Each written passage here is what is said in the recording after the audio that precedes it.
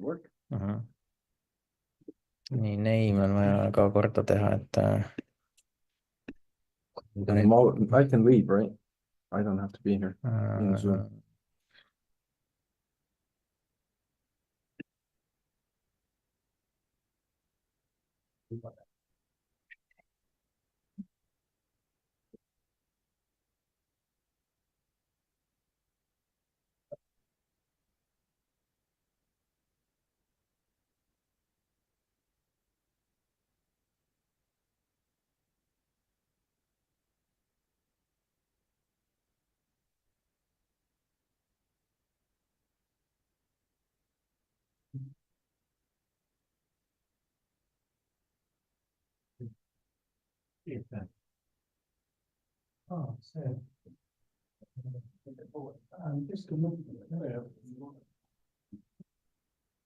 tuli kaval. Saan oma kaamera slaidi panna, sest tegelikult kaamera töötab, aga ta näitab tausta. Vist ma kaamera. Aga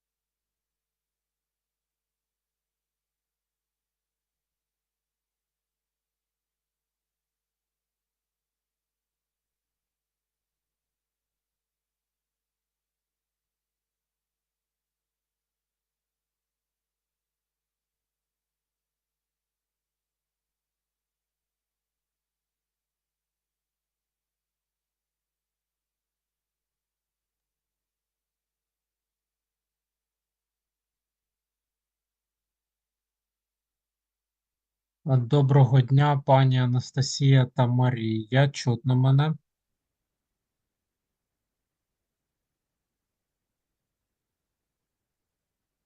Пані Анастасія, повторіть, будь ласка. Так, а тепер давайте English перевіримо.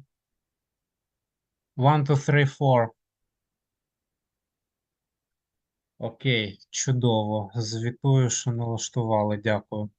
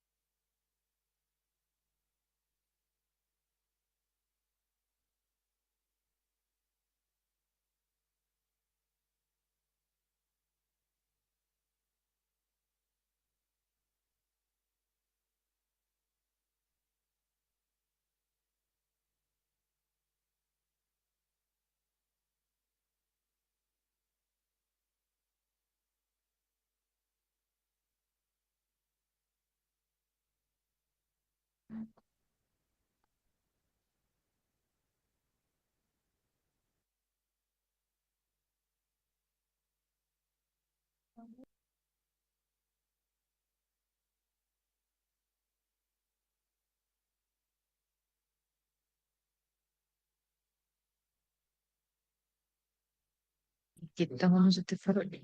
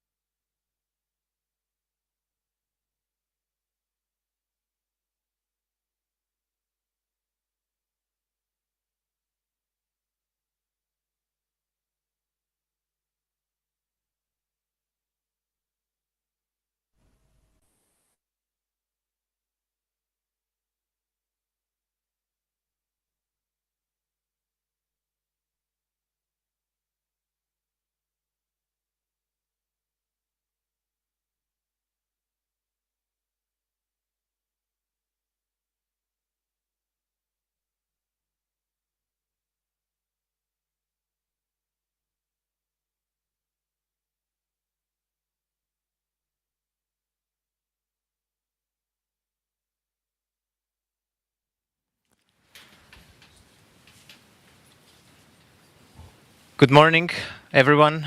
Let's do a quick sound check and get the confirmation from our studio team that everything is okay. Are we okay? Are we live on Zoom as well? Very good. Welcome. I address the people here in Tallinn City Government Visitor Center, so thank you for gathering here.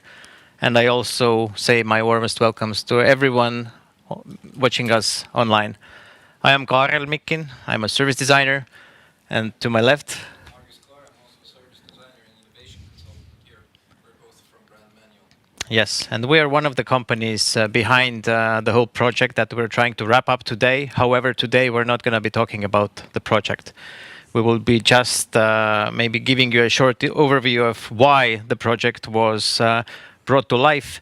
But today we would rather share some inspiration, some insights, open some topics on urban planning, modular wooden architecture, innovation, and actually, let's say, the life cycle of those today innovative projects, because, as we know, temporary solutions very often tend to be quite, how do you say? Permanent. Quite permanent. So why build permanent? Why build temporary solutions if we can design more permanent, more usable solutions? And for that, we have invited several guest speakers today from Estonia, from Ukraine. We have a panel discussion after a short break where we also have Finnish speakers. We might have some surprise guests with us today. We shall see about that. And for those gathered here in Tallinn, a quick bit of information for you guys. At 3 o'clock, we have a fantastic tour guide taking us for about 2-hour-long city tour, which is not your average tourist tour. So checking out local architecture, city, success stories and not so success stories. I hope the weather is not raining right now. Very good. So don't leave just after the event. We will have snacks, and after that we will have a short city tour. Schedule. As to the schedule, yes, the most important bits and pieces have been communicated to you. We will try to stick to the schedule, so I'm not going to be reading it out. You all can read, I hope. And we have it online. Yes, let's try to be on schedule. If you have questions for the speakers, then please raise a hand here in the room. We will bring you a mic. The mic is needed for Zoom transmission. And if you have questions in Zoom, I would rather recommend you writing them in the chat. And our colleagues will then forward those questions to us. And if we have time and the questions are interesting and relevant, we will try to squeeze them in and ask from the presenters. That will make our life significantly easier.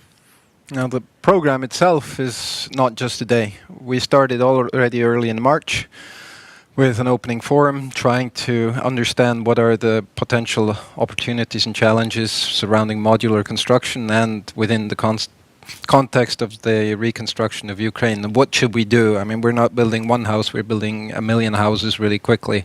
So how did you avoid problems?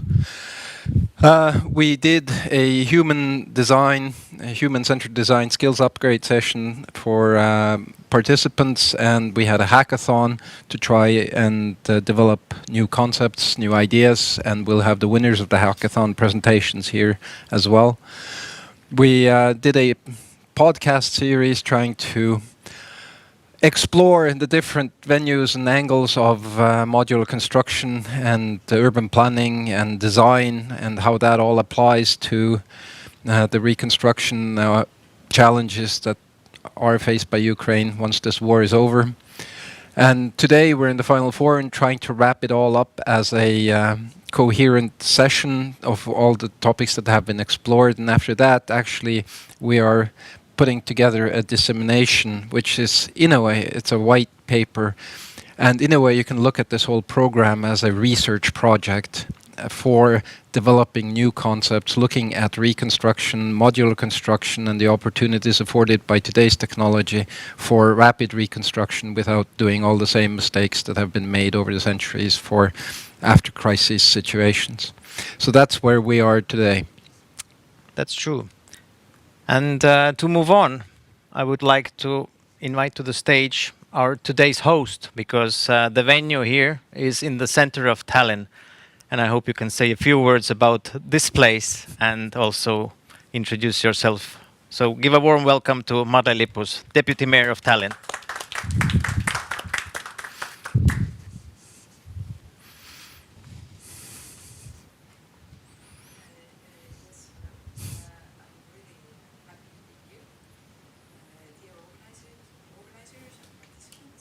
European Design Upgrade 3.0 program, representatives of the participating organizations and participants from Estonia, Finland and Ukraine. First of all, on behalf of the City of Tallinn City Government, I would like to say thank you for the opportunity to host this final forum here in the Tallinn City Government main building, in the center of Tallinn, as Karel said. And I must say that I'm truly honored to deliver the opening remarks. Although Tallinn hasn't been part of the project, we are really happy that it took place here in Tallinn, and that Estonians also have been participants or part, or actually I think I can say the initiators or one of the initiators of this program. To bring together designers, architects, engineers and entrepreneurs to create efficient and affordable solutions for the construction of modular buildings in countries affected by various emergencies is a task to change the way we think about construction in large. Major changes in housing throughout the history have been associated with crisis and crisis responses. Responses to crisis are often also responses to everyday concerns, which we face also in Tallinn, such as housing costs or accessibility. And I think they are really like urgent problems we actually need to deal in all over the world, also in Europe and for sure in Tallinn.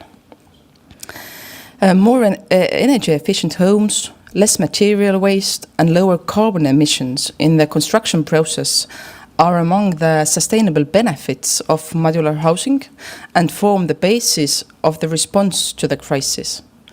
As the world population grows, the housing supply often seems to fall short on demand. This often causes housing prices to rise over time or to be too high at times of short supply and exceptional demand.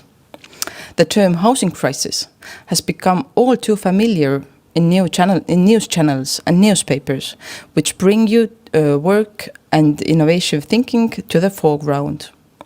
To knowledge, the presentations and background to the winning entries shared today at today's event will provide an opportunity for everyone to learn how to cope with the crisis. And I thank you very much for the work you have done. I didn't unfortunately have the time to look through all the winning presentations, although I tried this morning, but I will do it later in the evening. And I'm really thankful. I'm I really thank you for the work because I think it's really important, and not only for Ukraine but to also Estonia, where we really want to go along with modular building and building from wood. Thank you very much. Thank you.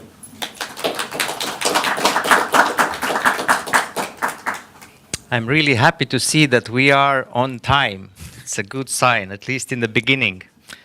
I'm honored to invite to speak Igor Skripnichenko from the State University of Economics and Technology in Kryvyi Rih in Ukraine. I hope I got the pronunciations right. If I didn't, my apologies. So welcome on stage, and let's give another warm welcome for Igor. Thank you so much. Я вітаю всіх присутніх. I want to welcome everybody here today. Мене звати Ігор. My name is Igor. Я із Полтави, це центральна Україна. I'm from Poltava originally. This is a central Ukraine. Це моя колега Анна. This is my colleague Anna. Вона говорить по-англійськи так, що ніхто не сміється. She speaks English and nobody is laughing when she Тому що коли speaks. я говорю по-англійськи, чомусь усі сміються. Because for some reason when I speak English, everybody is laughing. Я багато читаю англійською, але не так добре говорю. I read a lot in English, but I don't really speak it. Я амбасадор університету економіки і технологій, який розташований в місті Кривий Ріг. I am an ambassador in State University of Economics and Technology that is based in Kryvyi Rih city. І так само я являюся ректором Полтавської богословської семінарії, And I'm also a rector of Poltava Theological Seminary яка навчає капеланів для Збройних сил України. that trains chaplains for armed forces of Ukraine. Тому я безпосередньо знаю, що таке економіка і технології в нашій країні, а також політичні науки. So I am very well aware of economics and political situation in Ukraine right now. І що таке війна. And I know what war is. Ну, перше, ніж я продовжу, But before I continue, я хотів би висловити величезну подяку I want to express a huge gratitude країнам Балтії і Європи to Baltic countries, to European за countries, ту допомогу, яку ви зробили для України. for all the help that you provided for Ukraine. А я хочу це зробити не тільки тому, що так говорить дипломатичний етикет, який я поважаю, I really want to do it not just because some protocols, expect that of me, ну, тому що так мені велить моя совість, бути вдячним. but this is my conscience. I want to be grateful. І я дуже вдячний тому, як всі об'єднались навколо нас. And I'm really grateful, to see how lots of people, lots of countries gathered Я around вдячний helping Ukraine. кожному громадянину європейських країн, балтійських країн, скандинавських за гостинність до України. And I'm really grateful for hospitality of all those countries that got together to help Ukrainians. Я настільки це особисто переживаю, що те, що ви зробили будь-кому з українців, ви зробили мені. I take it very personal. If you have done it to a Ukrainian person, to a Ukrainian citizen, I see it as something personal. You've done it for me. І коли сьогодні переходите до реалій України, And when we shift to reality of Ukraine, то наша країна сьогодні живе, я би сказав, в двох реаліях. I would say that our country lives in two realities. Перша реалія – це війна Росії з нами. So the first reality that we live in right now is war, Russia Ціллю against Ukraine. знищити нас як націю і відкрити собі шлях до подальших завоювань. And really the goal of this war that was launched by Russia is to open the doors, the gates towards further conquers. Друга – це небувале відродження української ідентичності. And the second one is the revival of Ukrainian identity. З усвідомленням свого місця в сім'ї європейських народів. This revival that Ukrainians start to understand their place І про це сьогоднішня моя презентація. in the family of European countries. And this is my presentation today. Вона буде стосуватися цих трьох слів, які ви бачите: свобода, інновації, розвиток. It will be about those main three words: liberty, innovation, and development.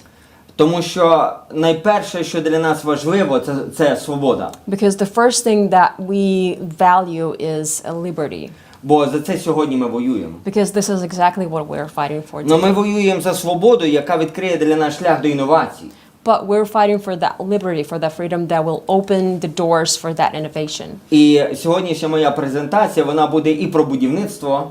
And today's presentation will be about building as well. І якщо ви трішки мене стерпите і про якісь світоглядні речі.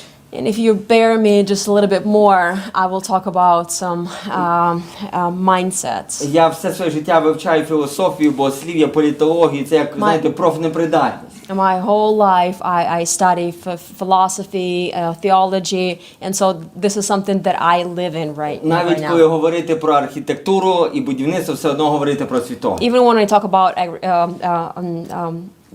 architecture or building, I still tend to, shift towards theology as well. Я думаю, що це взаємопов'язані речі. Найперша річ – це воля.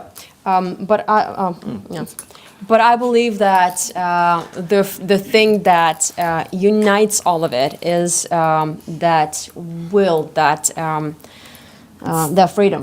Це цінність, за яку бореться наша країна. Liberty. This is the value that our people are fighting for right now. Наша країна бореться за право наших дітей здобувати світ, де лідерство належить інноваціям, а не кулемету і праву сильного. We believe that we're building the country, society right now, where we don't believe in the power of guns to take over the power, but we believe in innovation and creativity. Ми сьогодні боремось за справедливий і мудрий розвиток. Right now we're fighting for just development.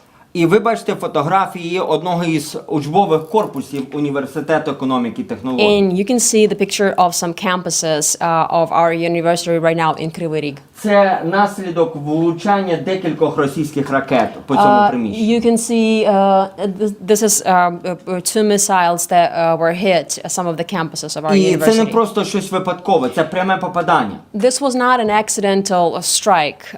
This was a very thought through strike on this building. В Україні Російська Федерація вбиває людей, In Ukraine, Russian Federation kills people. стріляє в цінності They shoot into our values, і скидає бомби на освіту. and it drops the bomb on our education. І моя сьогодні презентація – це про відновлення оцього учбового корпусу. And my presentation today is about rebuilding of this campus, of this.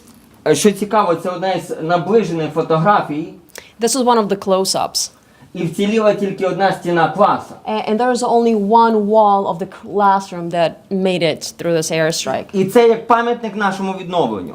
And this is like a monument to our rebuilding. Наука найважливіше, найпрекрасніше, найпотрібніше в життя людини. It says that science is the most important, the most beautiful, and the most needed thing in the person's life. Можна знищити будинок, You can destroy the building, але не можна знищити прагнення нації. but you can't destroy that strife, that desire of the nation. Цей проект, який я буду представляти, це один із проявів української інновації. And this project that I'm going to be talking about today, and this is one of the things that Ukrainians are dealing with right now. І коли я досліджував історію інновацій взагалі, When I looked at the history of innovations, в інновації завжди був мотив. in innovations there's always some kind of motive. Побудувати те, що ніхто ніколи не будував. To build something that nobody has ever built before. Чи створити, війти в якусь книгу рекордів. Or maybe to break a world record with what you're trying to build. Сьогоднішній наш мотив до інновацій So today our motive for innovation, це кров, смерть і життя людей. this is blood and death of people. Це бажання відновитись після руїн. This is a desire to come on the other side of the brokenness. Це бажання залікувати кроваві рани нації. This is a desire to heal wounds. Це бажання, щоб жертви тих людей не були надаремні. This is our desire to make all those people who sacrifice their lives really matter. Джон Адамс, другий президент Америки, John Adams, the second president of America, сказав, що одного разу, що він мусить вивчати політику та війну, щоб його діти могли вивчати математику і філософію. he said that, this is a quote, "I must study politics and war that my sons may have liberty to study mathematics and philosophy." І я би додав сюди ще одну фразу. And I would add one more phrase Ми here. мусимо вивчати політику, війну і інновації We have to study politics, war, and innovations для того, щоб відновитися. in order to rebuild. А перед вами зараз приблизні речі про інвестиційну привабливість Кривого Рогу. You can see here on this slide about the state, Kryvyi Rih. Це унікальне місце в Україні. This is a unique place in Ukraine.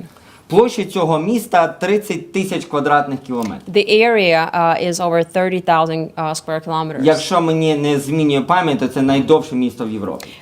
If I remember correct, this is the longest city in the whole Europe. Він має кордони з 7 розвинутими українськими регіонами. Kryvyi Rih borders with 7 other different districts in Ukraine. Тут прекрасна логістика. It has amazing logistics. І це місто дає плюс 10% до валового внутрішнього продукту України. And this it gives 10+% of the gross domestic product to Ukraine. Стосовно, ви далі можете бачити населення цього регіону. You can then see some more information about this state, about Kryvyi Rih. Вік людей, які проживають в Кривому Розі. Age of people who live there in Kryvyi Rih. Це найпрекрасніше місце для інвестиційних проєктів. This is a really an amazing place for investments project. Більш того, це місто, яке буде певним зразком. Moreover, this is going to be a city like a role model in some Чому way. унікальність цього міста? Why this city is so unique? 10 секунд світоглядних історій. 10 seconds of some theological stories. Професор Гарвардського університету Сергій Плохій написав книгу «Брама Європи». Professor of Harvard University, he wrote a book, A Gateway to Europe. І він називає Україну брамами Європи. And he calls Ukraine gateway of Europe. Я би Кривий Ріг назвав би освітніми брамами Європи. I would call Kryvyi Rih as an educational gateway of Ukraine. Тому що московські варвари дійшли до цього міста, Because Moscow barbarians, they came to the gates але of the вони його не city, завоювали. but they were not able to conquer it.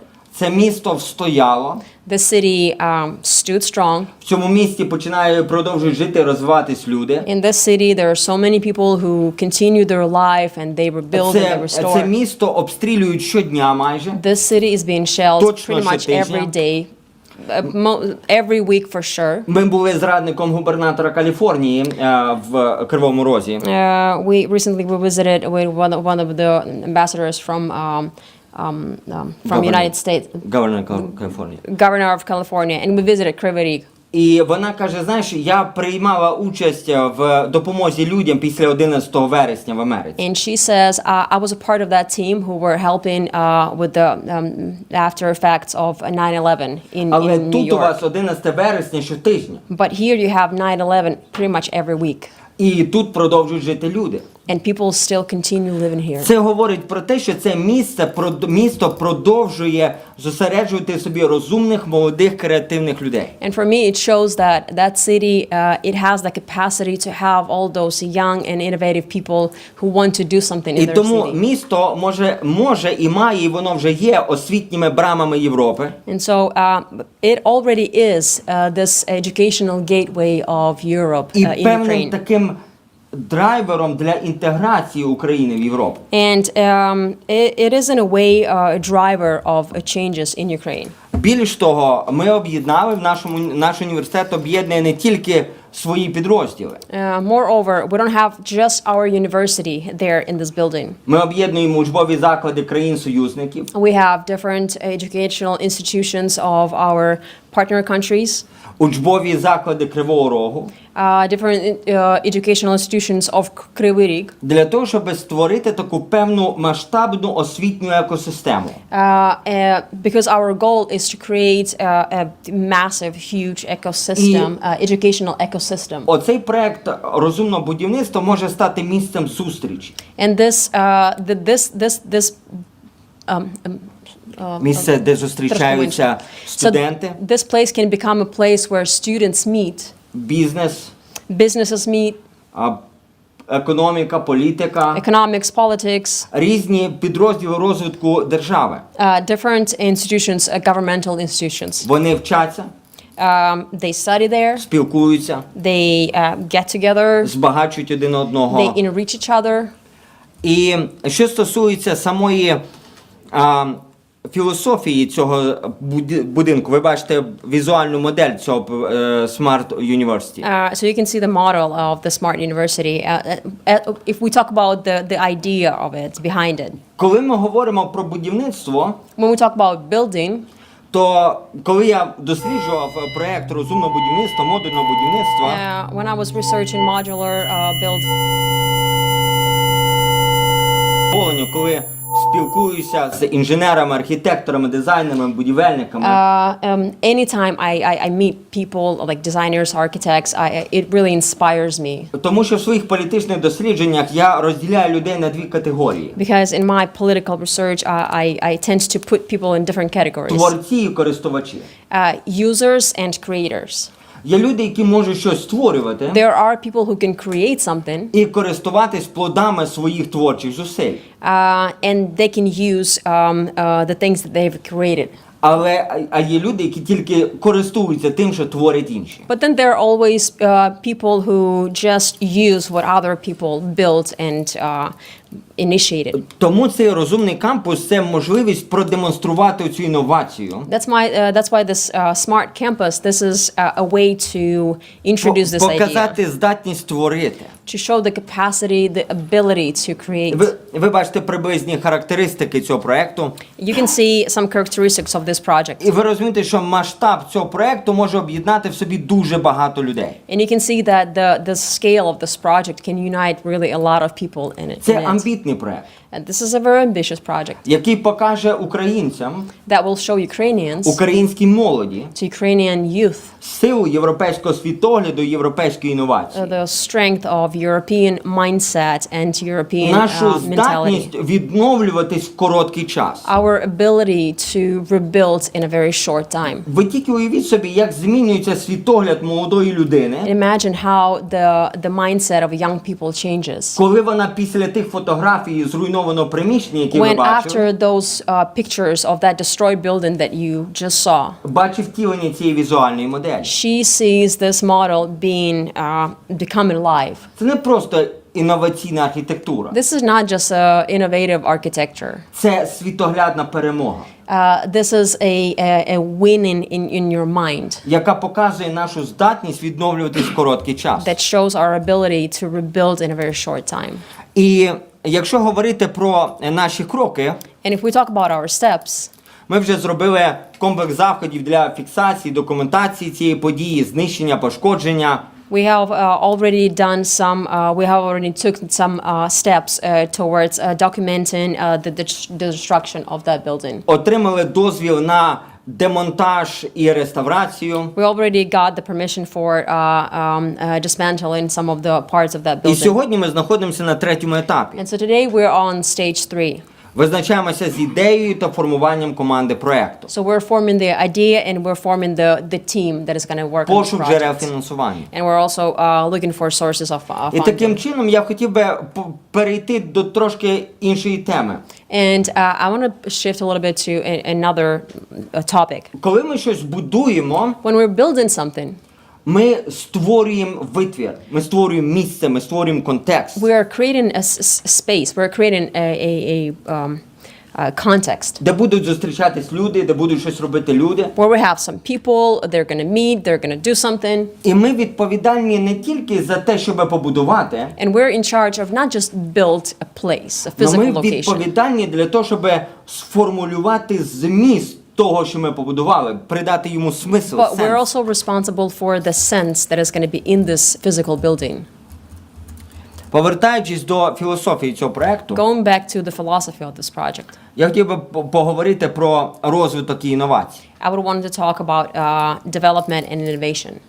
Коли ми разом об'єднуємося для того, щоб збудувати цю освітню екосистему, When we unite together in this common idea to build this ecosystem, ми робимо дуже дві великі речі. we're doing two very big things here. Ми показуємо силу інновацій, We show the power of innovation перемогти руїни, to win over ruins, перемогти зло, to win the evil, перемогти варварство.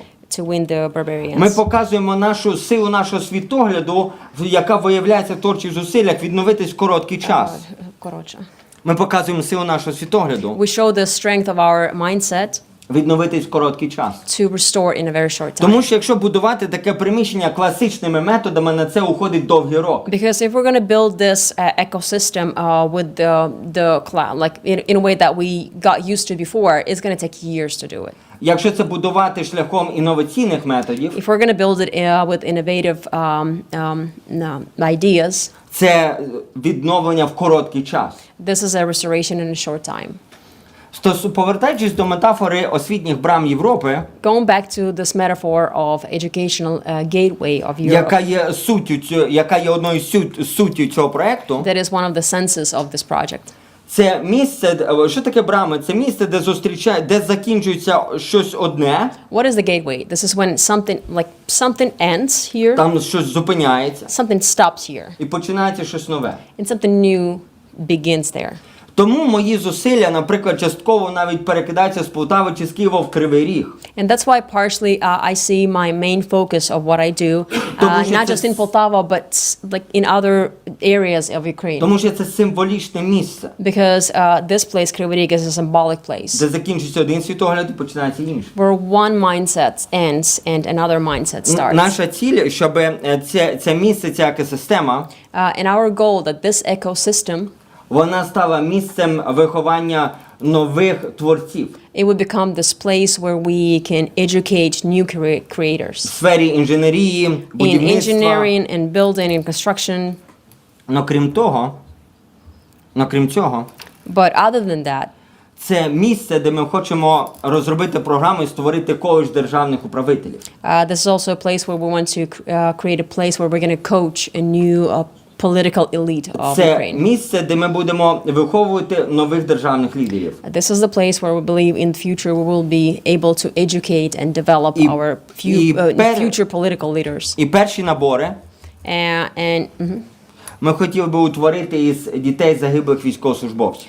And people who are going to be first to come into this program, there are going to be children of fallen soldiers in this war. Ці діти нам заплатили найдорожче. These children, they paid the biggest price in І this war. тому їм належить найперше право That's why they have this right змінювати і розвивати нашу країну. to change and to develop our country.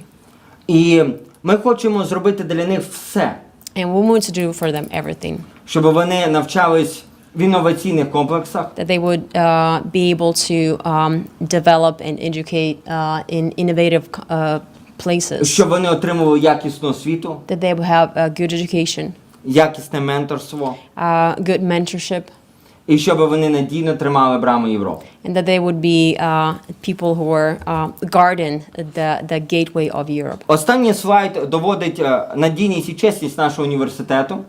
This last slide that you see, it proves the integrity of this project. Ми мали вже багато проєктів з різними організаціями, We have успішних had проєктів. different successful projects already with different organizations before. І ми надіємося, що ми можемо разом із вами And we believe that together with you, побудувати розумне майбутнє сильної Європи. we will be able to build a strong future З of дуже Europe міцними брамами, with very strong gateways. міцність яких в людях, And the strength of this gateway will В be їхньому people лідерстві. in their leadership. Тому моє запрошення That's why this is my invitation побудувати інноваційний кампус університету, to build innovative campus in Ukraine, в якому буде інновація в самому будинку, where we will have innovation in the physical building itself, і в якому буде інновація в змісті і в сенсі того, що буде відбуватись в самому будинку. but we will also have innovation in all the approaches and everything in the context of Я it. передаю вам найщиріші вітання від ректора нашого університету. університету, I want to say my greetings from our rector of our university, від проректора з міжнародної роботи, віце-президента з міжнародної роботи, from pro-rector of international.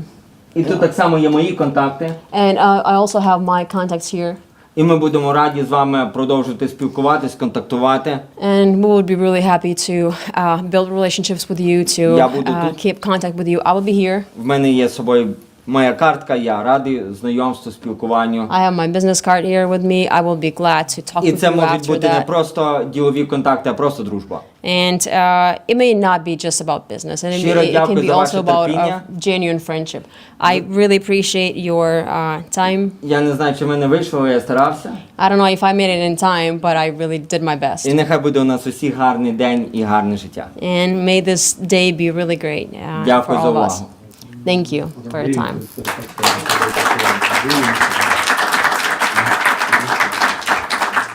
An applause well deserved, and thank you for interpreting it with equal amount of emotion.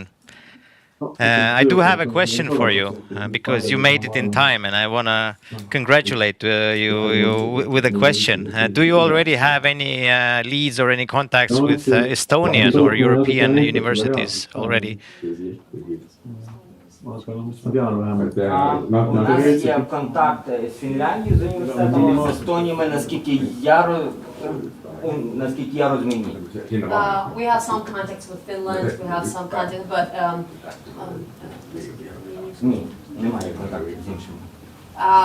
but like firm contacts, we wouldn't have it yet. Можливо, наш віце-президент Сергій Ушко знає більше, але Maybe наскільки мені Sergei відомо, our то ні. project coordinator knows a little bit more about it, about some contacts that we might have. But, not sure.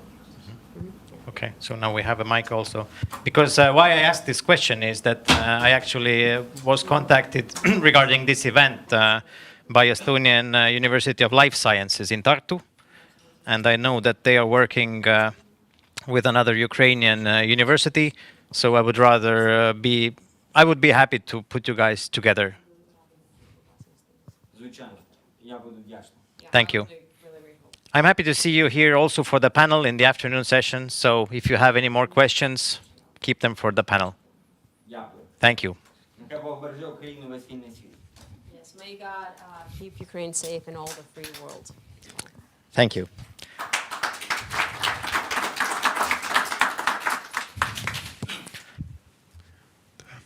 I'm happy to invite to stage our next speaker, a person that actually has tighter connections with this and the adjacent building. So please, Kaidi Põldoja. She's the executive manager of a spatial planning and design department in the city of Tallinn. And she will share some thoughts on how things work or maybe don't work or are planned to work in Tallinn in context of urban planning. The floor is yours. Good morning. I'm so happy to be here. So let's start. My presentation will focus on the question, this very broad question, how to build a better future, how to build better cities. I run the Spatial Planning and Design Unit for the City Government of Tallinn. What we are essentially is an in-house architectural office for the City of Tallinn. But not only do we design actual space, design architectural projects, urban planning projects, one of our missions is actually process design, in the sense of our role is to promote innovation, to promote this think tank approach to doing things. So in every project that we do, we actually ask ourselves the question, how to evolve, how to do things better. And I hope that my presentation of how to do things, how to build better cities, what could be the possible new methods for doing that will be inspirational for Ukraine as well. So we are super ambitious here in Tallinn. Tallinn is wildly changing. 5 years ago, we established a new city strategy for the city of Tallinn. We established 6 different goals, and as you can see, all of them very much focus on the people of Tallinn. You can see from the visualizations they are very much about a human-centric, people-friendly city.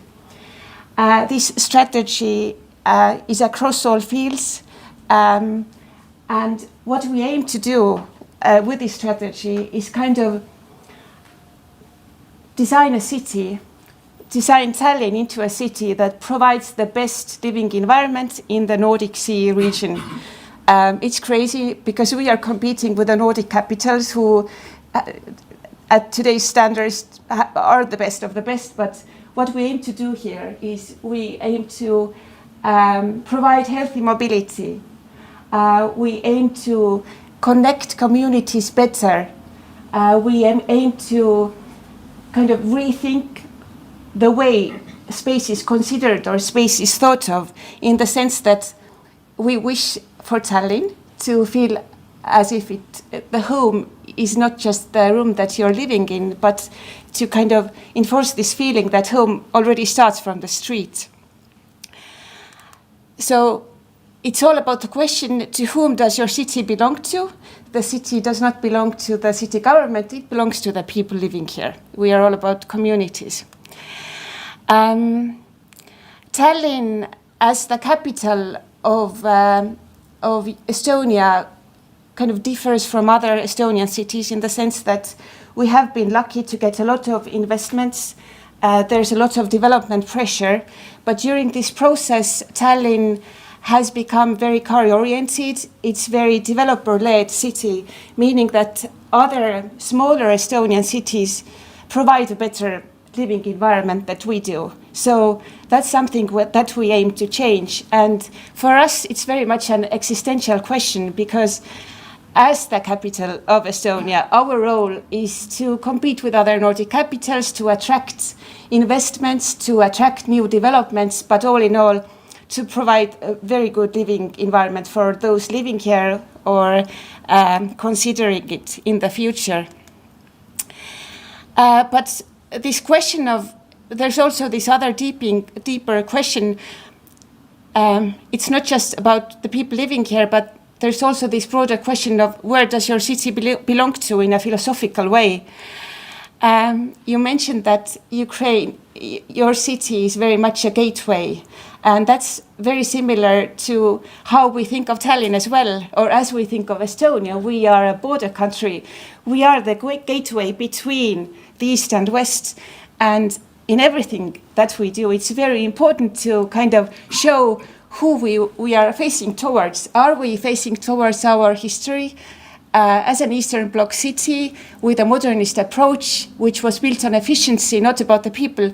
Or are we looking towards Europe? And are we actually building these very human-centric, nice 15-minute European cities? And the issue is that we have this amazing strategy. The strategy is the dream, but actual implementation is nightmare. Meaning that talk is great, but if we look at actual developments, you can see two actual developments in one of the same city districts in Tallinn. They are actually built 30 years apart, from dating back to the 1980s, and another one is quite recent one. Where is the shift in quality? You can't actually see it. You can see that the quality of public space is essentially the same.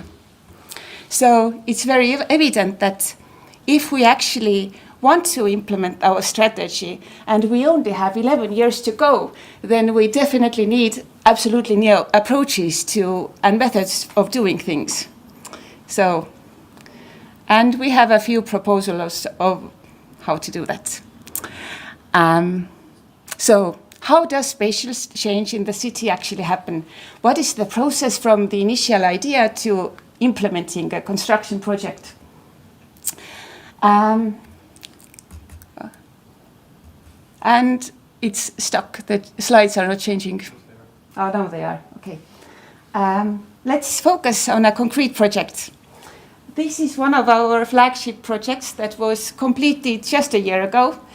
It's Main Street for a sub-district. It's our concept was to design it into this central communal space for the people living in that sub-district Kalamaja. Maybe you will visit it later, I don't know. But this is the before and this is the after. This is what we achieved. So what is the process behind it? This is kind of the textbook procedure for running an urban space project for Tallinn. You can see like how you move from the initial idea to the spatial vision to reach the spatial solution that you desire. Basically, there are 5 steps. Coming up with this initial idea, ideally in cooperation with the local community, maybe writing an architectural brief back and forth. Then there's this pre-planning phase, maybe running an architectural competition, maybe applying for international funding, contract procurement. Then you get to this planning phase, drawing up the construction project, a lot of coordination and communication between different city departments with the communities, all of that. Then finally running the building procurement, then making adjustments to the project, and then finally you get to build the project. So all in all, in Tallinn, usually this process takes 10 years. This process of designing this street took us 10 years.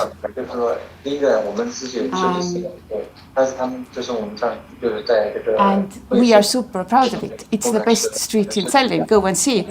But even this very expensive, very well-designed street has issues.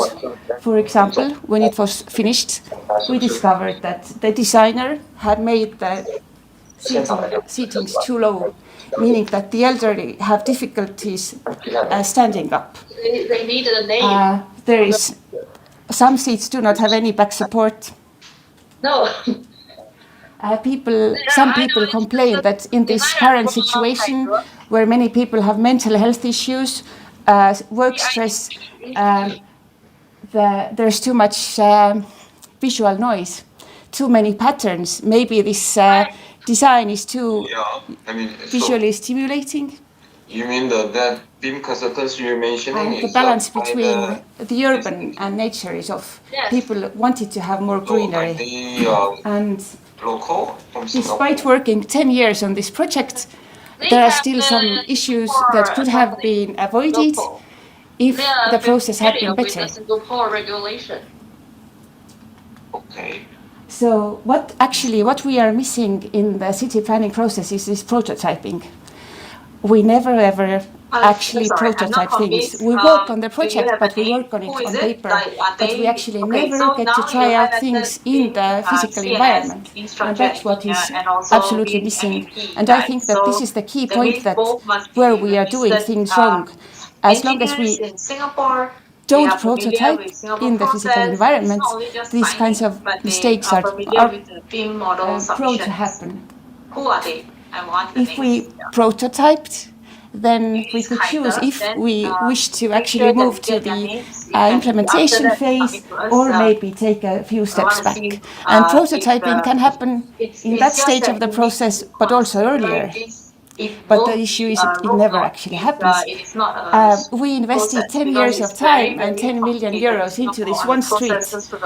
It's clear that it's not perfect, and it's actually too expensive for us as well. We can't afford investing 10 million euros into every 1 kilometer street there is in Tallinn.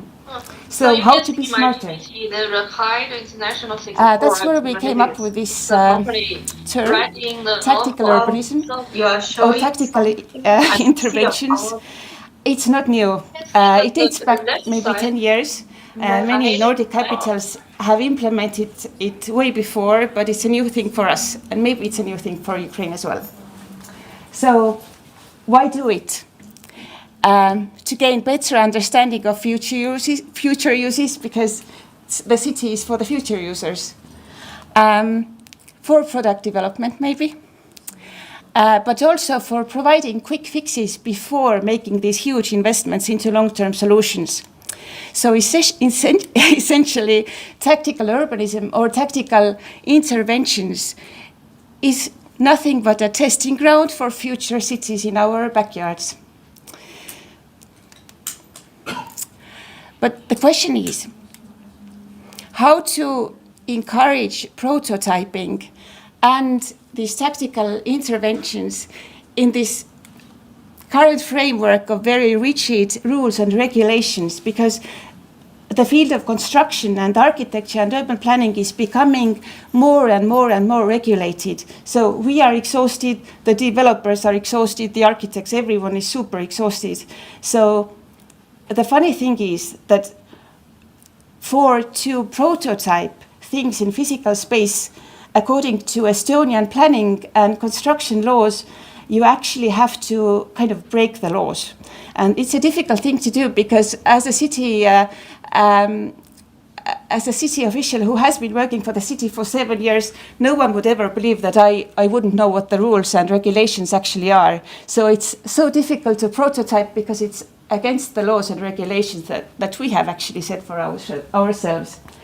So what we did was we kind of wanted to define loopholes, how to design things so that we are not going against the laws, but we can actually try out things in the physical space, because trying out things maybe in a studio is pointless because you actually need the community members to try and test them out what they want. So in Tallinn, you can prototype things if the design element, the footprint of it is smaller than 20 square meters, you dig no more than 30 centimeters, and the object is not higher than 5 meters. So this is our framework. This kind of project does not require a building permit. The idea that you are prototyping or the design solution, it should be scalable, it should be small, and it should be cost efficient. And it should also kind of provide this understanding of what the future solution would be like. Because another issue is that people who are not educated in urban planning or architecture have a difficult time of imagining what this future solution that an architect proposes, what it will actually feel like. So kind of participatory planning using only PDF drawings or even renders is pointless because many people can't actually understand what this physical space will feel like.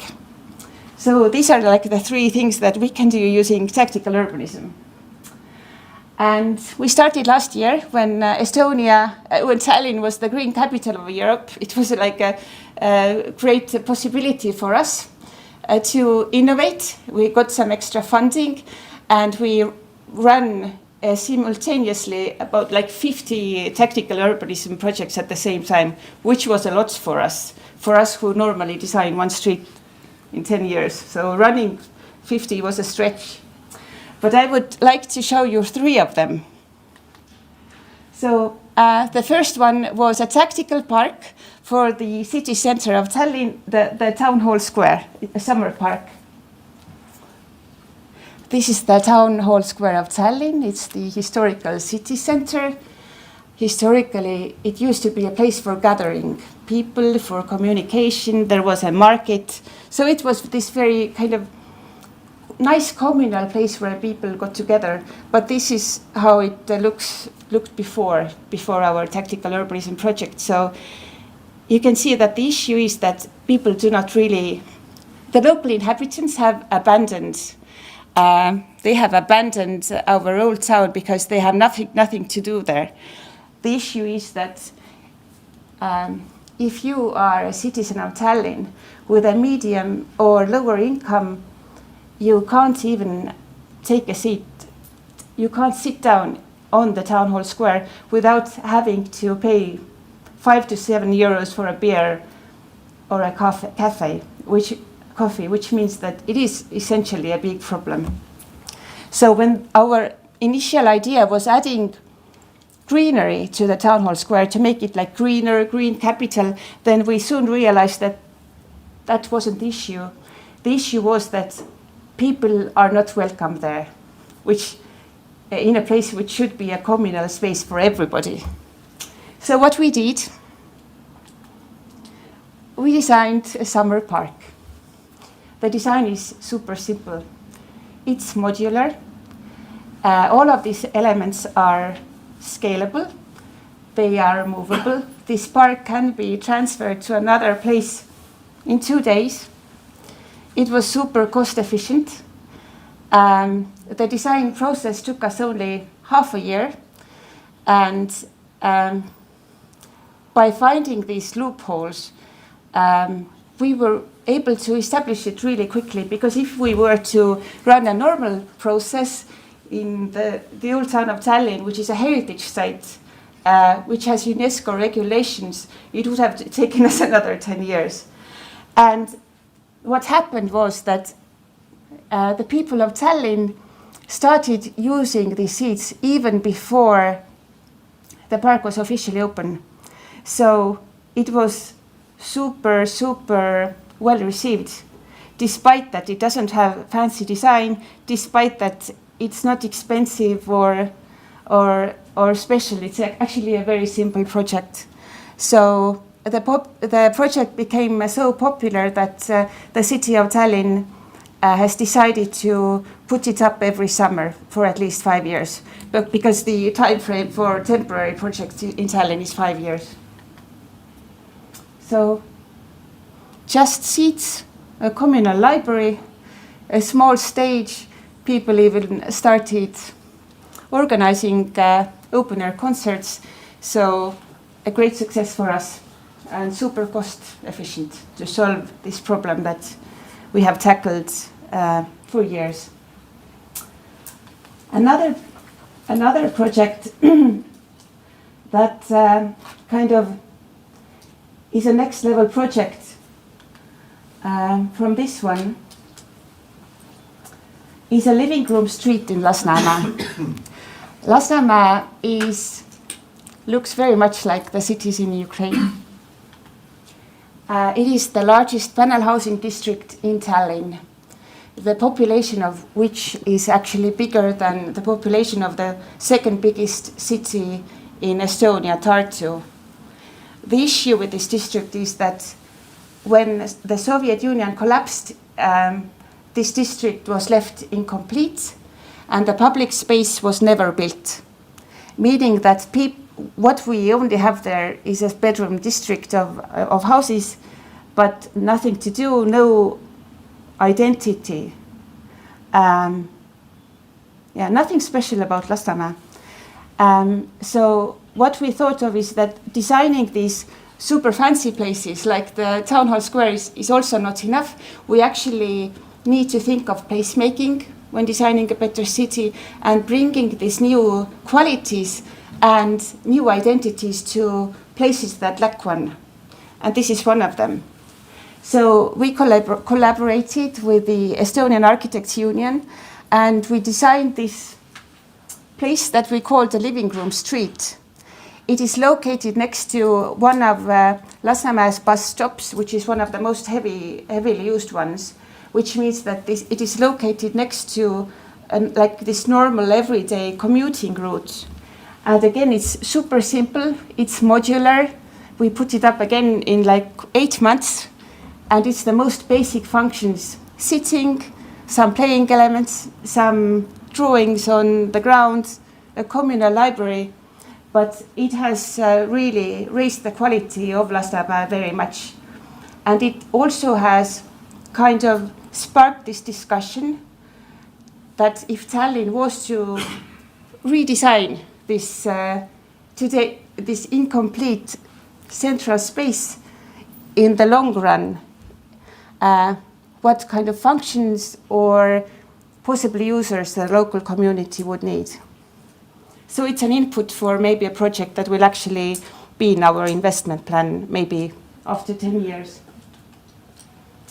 So this is what it looks like. It's modular, it's super simple, it's super inexpensive, it's transferable, all of those things.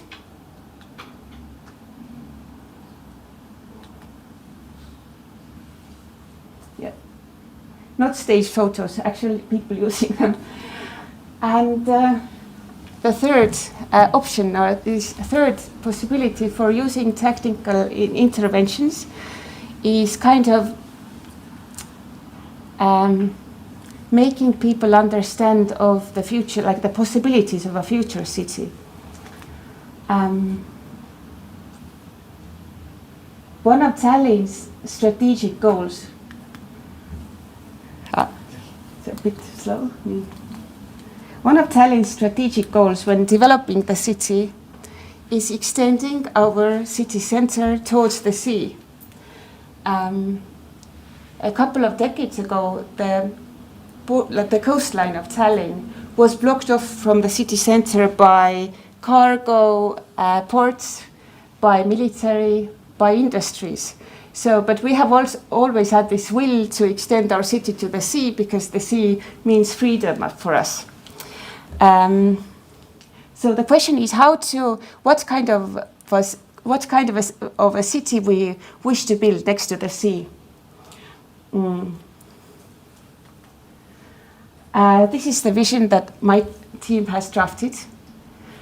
But the issue is that if you show local inhabitants this kind of a picture, it is difficult for them to kind of imagine themselves in this city, of doing things, of using this space.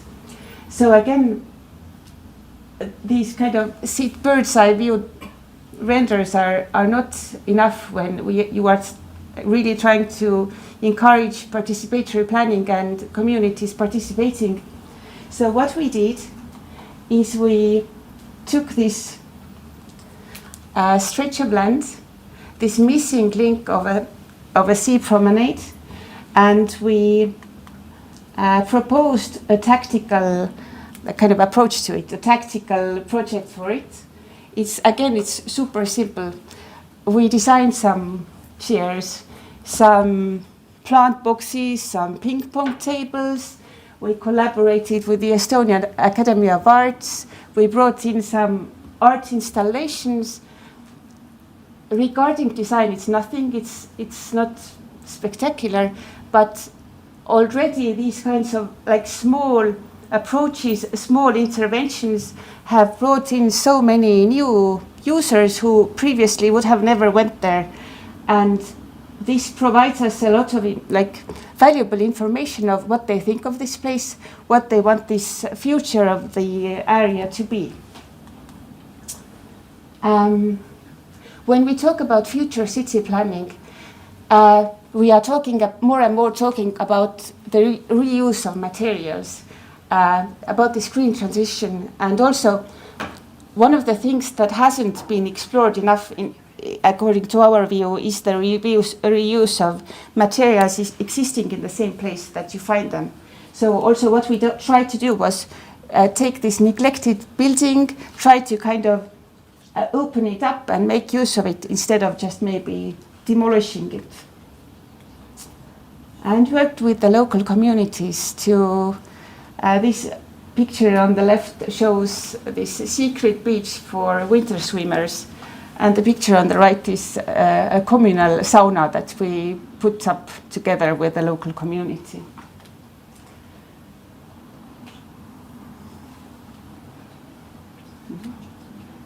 Point the clicker at the computer. Yeah, the clicker is acting up a little bit. And we also built this art installation to create a new landmark. So if the question is how to build a better future, we in Tallinn very strongly believe that it's insanity is doing the same thing over and over again, but expecting different results, which is something that very much happens in city planning today. So we encourage you to try out different methods and new means, and we are happy to share ours. Thank you.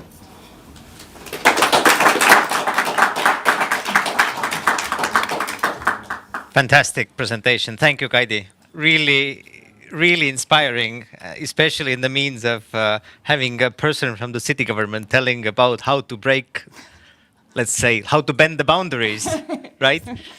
Because if you don't, you end up with the same things as you have already had, right? Yeah. I wanted to ask regarding the town hall square, where you mentioned the 7, probably 8, 9 euro beer. By bringing people, residents of Tallinn, to the old town, because this is what happened. Locals basically started ignoring the old town. Did it also bring more revenue for the bars? Did it bring more customers for the shops? Yes and no. Some of the shop owners or some of the bar owners were a bit worried that they would lose customers from their outdoor terraces, but all in all, the business situation for them didn't change much. But I think that benefit for the city in the wider sense, for maybe bar owners or shop owners in the wider context, was worthy. Because I think you showed them that you are able to attract more people, which actually requires the next move from their side to be able to provide worthy food and drink service for the locals. So, because locals would never spend 7, 8, 9 euros on a beer, right? No. Very good. Let's give another warm applause for Kaiti. She will be with us later on in the panel discussion to have more questions. Thank you. I'm happy to invite our next speaker for the last but not least in this morning session of speakers, Margus Ürika. He's from Harmet, a prefab modular buildings factory, one of the largest, if not the largest, in Estonia.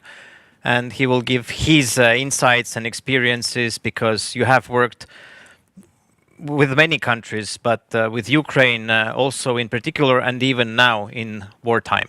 So please, the stage is yours.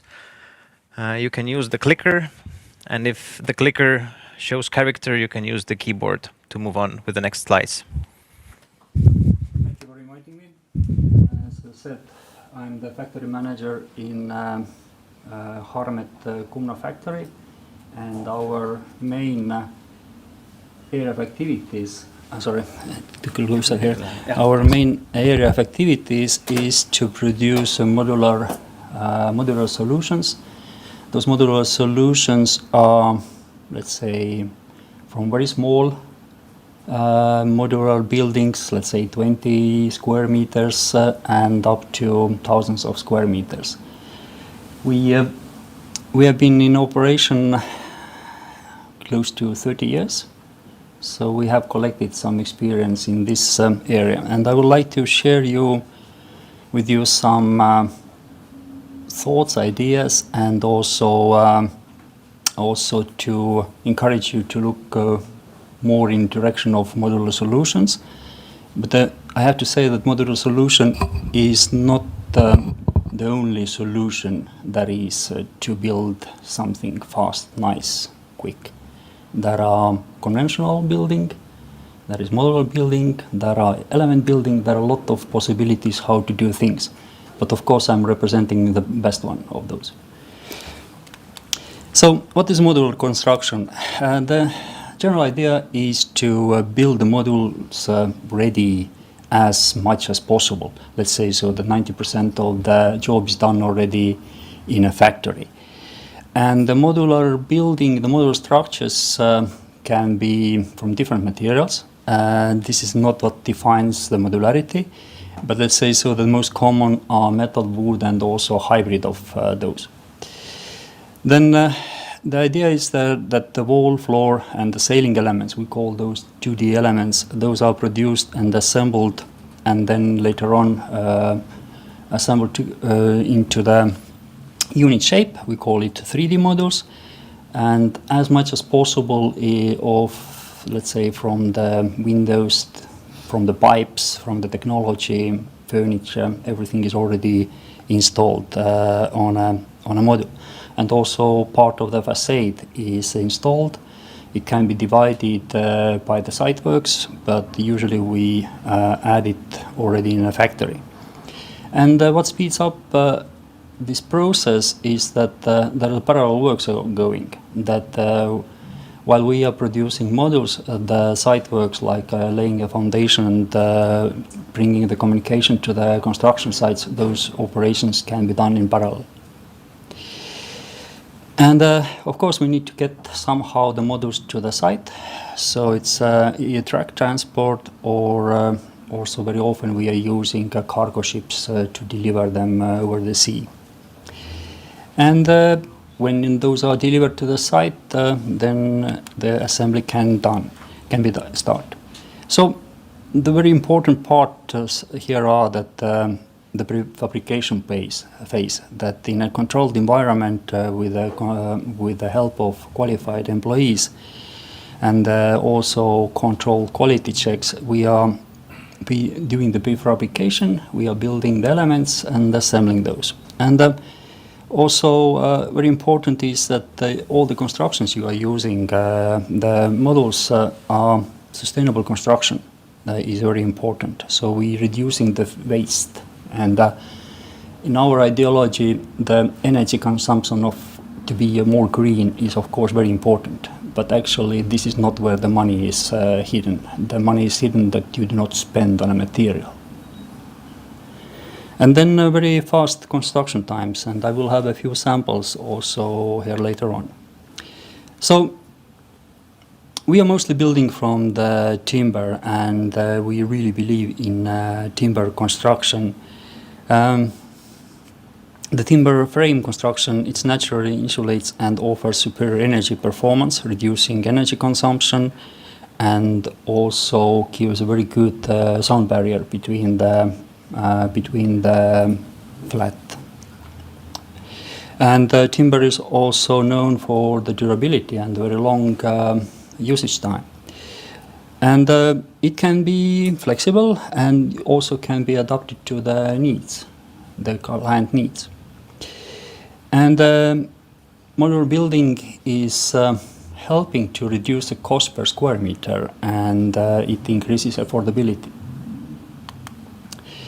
So we are using, again, as I mentioned earlier, renewable materials. What we do is very thought through, and all the energy leakages are taken under consideration. And again, reduce waste. This is really, really important. That if you're planning to cut timber or you're planning to cut plate, so you know in advance what is your cutting schedule, cutting scheme, and we really try to keep all our waste, let's say, below 5-7% as it in total. So this is a place where the modular idea of the modular building and the modular construction has a definite benefit. And it is also important from the sustainable living side that Harmet is in a close cooperation with well-known companies like Samsung and LG to develop smart homes. And so we have a different type of technologies available based on a customer request and the wishes that how to make this building smarter. How to put the sensors in, how to collect draining water, how to build up electricity systems, sensors who understand is there any person in a flat or no, and definitely have then influence on, for example, on the ventilation system. But I'm really not advising you to switch off ventilation when you are leaving the home. That could cause bad things. So the customization and the flexibility with a modular building is possible. We can play with floor plans. It's basically like you play with the Lego parts. You can have small flats, you can have combined flats, you can extend areas, you can have big meeting rooms. It's all is possible with a modular building. Exterior finishes can also be chosen based on a customer needs and community requirements. It can be wooden facade, it can be cement or mineral-based facade, even glass, whatever is suitable there.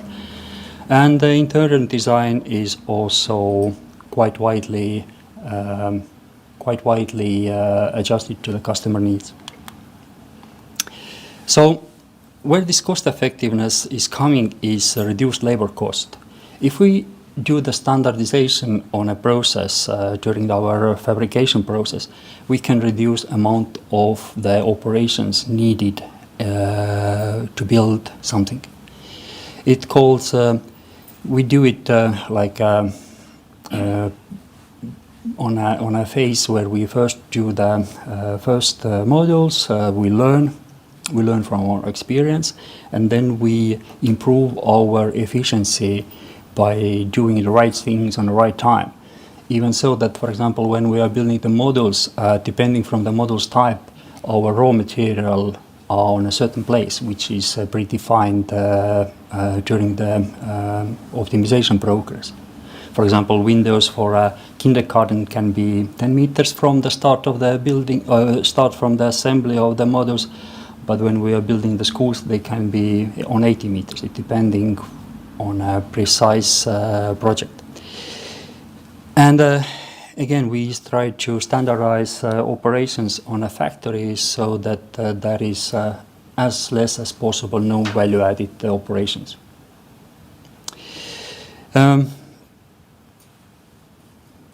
So the modular construction, as I said, we are building the process, and the process is done this way that the takt time or the precision of the inner production is built on a core foundation of our factory. To explain it is that we do not put the modules on a floor and they will stand there. No, we put them on a railway and we are pushing modules. So each module has a certain time they can be in one particular place, and then they need to go out. I mean, to the next stage. So this is a streamlined construction that in a particular place you do particular operations, and it has to go further on because, as we say, train needs to keep moving, and this puts positive stress on a people to optimize their operations on a factory. And we are very strictly monitoring the material because I have to say that the operation or the cost of constructing the modules in a factory is not the biggest part of the house you're buying. The employees' salaries are in a range, let's say, from 12 to 15%. Majority is the materials the customer wants us to use. And if we know exactly what we buy and we buy exact amount and have a reduced waste, then we can lower the price per square meter. And it is also important that we are able to, with the modular production, we are able to reduce the construction times, which also gives to the customer faster possibility to start using the building. And also it influences the time on a construction site, which means that there will be less noise, less disturbance on a community who lives nearby. And definitely the quality control inside the factory, where we can control is it raining or no, is definitely helping, which is difficult to do, for example, on a site with our leisure. So, but the model size is one thing which definitely delivers or drives the decision making here. That is this building what you're trying to build possible to do with modules, because modules need to be in some reasonable size, and the size, especially the height and the width of the modules are important because you need to deliver them somehow. And usually it is so that our factory is not next to the construction site, which means that we need to deliver them to different country, to different continent. And that brings us to this situation where bridges on a way to the construction site are built on the wrong height. So model just cannot pass under it. So that brings us to one of the limitations of the modular building, that you need to see that is your idea what you architects have put on a paper possible introduced to solve with the modules. And there is, of course, the weight what comes to consideration, because the different countries have different regulations, and when we can deliver 16-meter modules in Finland, then it's definitely an issue in Europe. So countries have a different legislation. So standardization benefits that when we do something very unique first time for a customer, it might take like 1 year until it is handed to the client. But because the biggest part actually here is the design process, not the production itself, and assembly might take also time on a site. But it's definitely shorter time when you start to build from the scratch on a site. So when we are approaching to the semi-standard solution, when customers chooses some already available solution and wants to adjust it a bit, then we can immediately reduce the design phase. And when a customer is already happy with their solution and wants to have it repeat order or some standard solution from our portfolio, then the works on our factory are just 2 months, and then it comes to the assembly side. And this assembly part here, why I'm pointing it out, it's important, is that you need to put the modules together. You need to have a connection between the modules. You need to connect somehow water piping lines between the modules, because it's strongly advisable to have a solid connection there. And this takes some time on a site. So what is important here to take with you is that if you have some solution with a minor adjustments during the next order, then it is possible to reduce time by half easily. And this design part also includes the purchasing of the raw materials. So modular structure. It is when we start this modular projects, we need to design everything like 100%, and we cannot go to the site and start to think that, oh, we miss here a pipe or something, or the sewage system is somewhere, needs to be built. This is not the case with the modular building, so we need to really prepare everything in advance and on a level of number of screws. So this is why it takes quite a long time. And the modular building also puts some limitations here, that actually the thickness of the structure might be a little bit more than with building on a site. So, but nevertheless, we can say that the modular building is quite good, for example, for quick solutions. Here is one home, Budinok, we called it, which is close to 40 square meters we made for Ukraine. And the idea is that this particular type of the building is for 4 persons and can easily, very fast be installed, and can also be later on moved to another direction, because it is on a metal frame and it is meant to be moved around and lifted several times. So this is one solution we had for a very fast trouble with very fast situation where the local community has an issue with a big number of refugees coming in and hopefully very soon leaving. And here are also some diversities to same solution that even if this internally is the same, but you can make some changes, easy changes outside, and have a quite nice living space for people. So there is one project we did in Ukraine, and I would like to show you a video here. It's not a long video, just 1 minute, made by Estev. And if it's possible, please run the video.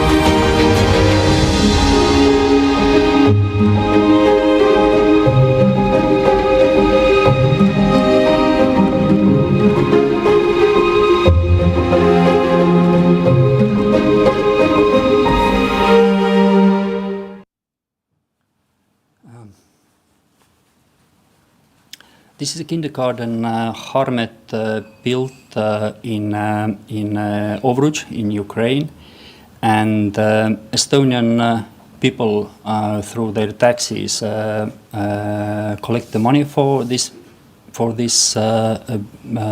kindergarten, and Estev helped us to build it and organize it. And it was also filled with the furniture,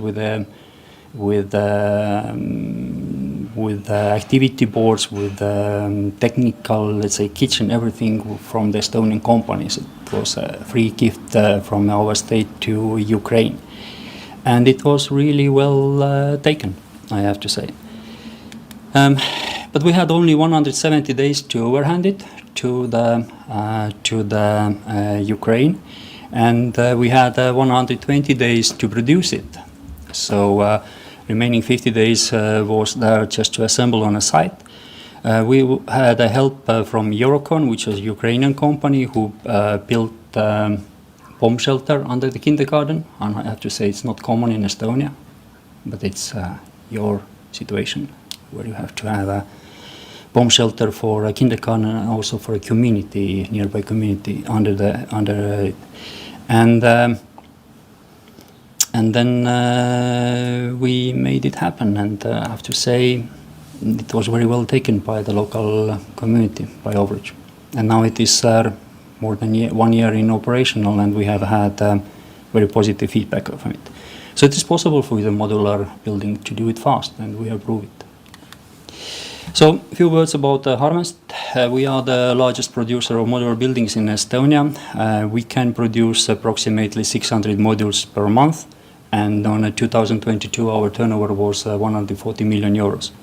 We have in total 3 factories in Estonia with some 38,000 square meters, and our home markets are Scandinavia, Germany, England. We have some projects in US also, and one project in Ukraine with several projects ongoing.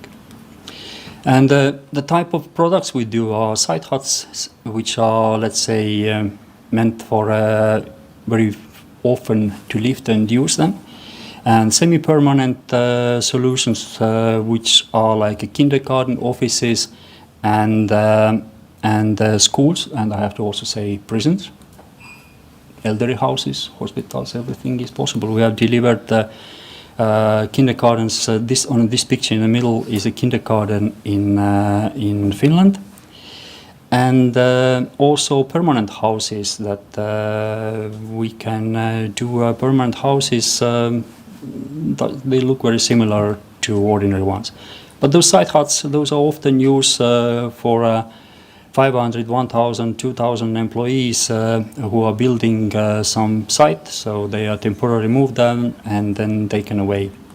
And then kindergartens, like you saw in Ukraine, similars we have also delivered to Sweden, so pretty much standard solutions. And then permanent houses, I'm just listing those here to have you overview of different possibilities, what are there. And this is the one apartment building in Sweden, some 15,000 square meters, which was recently delivered and overhanded to the client. So pretty much that's it. And I have to say, in Ukraine, the local people are really, really pleased and thankful for all the help we can deliver to them. So thank you for your time.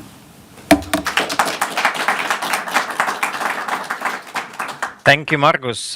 Don't leave just yet. In the later sessions, we will be reviewing our hackathon projects and winners and discussing the future of construction. It's unfortunate that you're not participating in the panel. However, one of your colleagues from another factory, a competitor of yours, is. And that brings me to a question. The solutions that Ukraine requires, most likely one factory will never be able to provide all of them, which means that different providers, different competitors will have to collaborate. Do you have experience with collaborating with other modular factories on one project? Not Not very recently, I have to say, but definitely projects as big as assisting to rebuild the Ukraine is definitely a thing where cooperation not only in Estonia but all over the Europe is mandatory.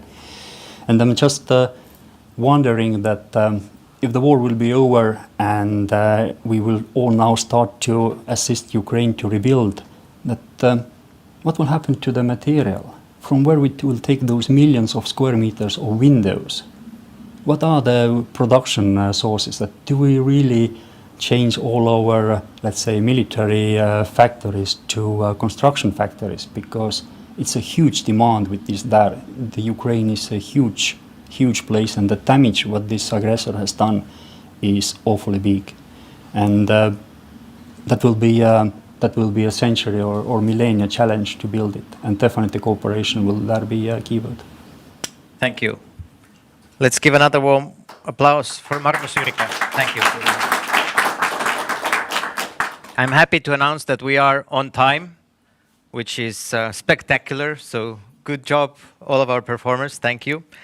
The last session before our small break is about the hackathon. Just to remind you the context, we had a hackathon, I think it was in April, after a skills upgrade session where we did some research, some customer and construction and modular wooden building life cycle investigation, some research, and put that research into teamwork. We had about 15 teams competing in a classical 48-hour hackathon organized by our Finnish partner UltraHack.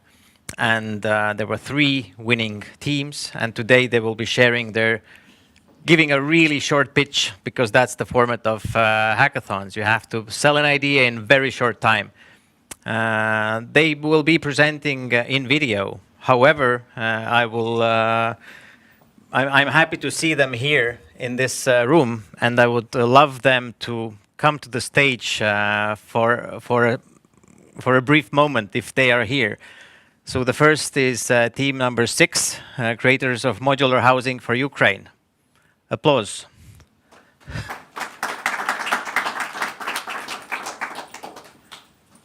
We will play the video, and if you have any questions for the team, then I hope you will be able to answer. So, video, please.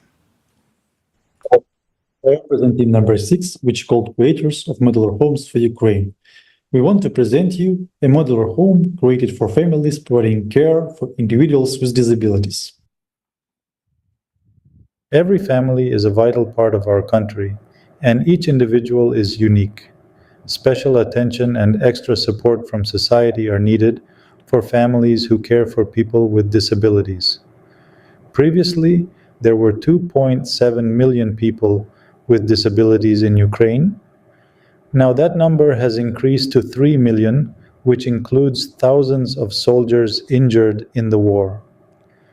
Currently, these people face significant problems with living conditions and infrastructure. Our project idea began with the story of a Ukrainian family who is currently caring for a young man named Alexander. Since birth, Alexander has had movement and speech problems. As Alexander grew up, his mother was always around. Today, he's in his 30s. It's getting harder each year for his mother to care for him, especially as their living conditions need to be better. Sadly, during last 2 years, Ukraine saw a rise of 300,000 in the number of people with disabilities. Our team got inspired to create a project that aims to make a living environment without barriers for people with disabilities and other groups with limited mobility. Our solution is to make a specially designed modular home that caters for people who use a wheelchair to get around. Next, we will talk about key features of this home. Firstly, it needs to have a ramp. Ramps allow wheelchair users to enter, exit, and move around the home safely and easily. The ramp should be 1.2 meters wide for one-way traffic. The maximum height of one part of the ramp shouldn't be more than 0.8 meters. The second component is home automation. Smart home devices like Amazon Echo or Google Home can help persons with disabilities control different parts of their home environment, such as lights, temperature, and door locks, using voice commands. Doorbells with cameras let people see and talk to visitors from a distance, making their home more secure and accessible. Smart locks can be managed remotely using smartphones, which means there's no need for physical keys and provides greater independence. Smart thermostats allow people to control their home's temperature remotely and change it according to a schedule. This makes sure the indoor temperature is always comfortable for people with limited movement. Smart lighting systems with adjustable brightness and color temperature can help people with bad vision and make the lighting better for different activities. Smart smoke detectors and water leak sensors that can be monitored remotely can help to avoid accidents and give timely warnings to people with disabilities or their family. All these technologies will help to make a person's daily life easier and safe. For infrastructure, we think the home should be placed in private sector land. This is because such places are open for development in any Ukrainian city and have access to transport, shops, pharmacies, schools, and medical centers. This is how we envision the layout of the home. The smallest size of such homes might be 50 square meters, with the bathroom taking up at least 10 square meters. All homes for people with disabilities must meet some requirements. For example, sliding doors and enough space for a wheelchair to move around.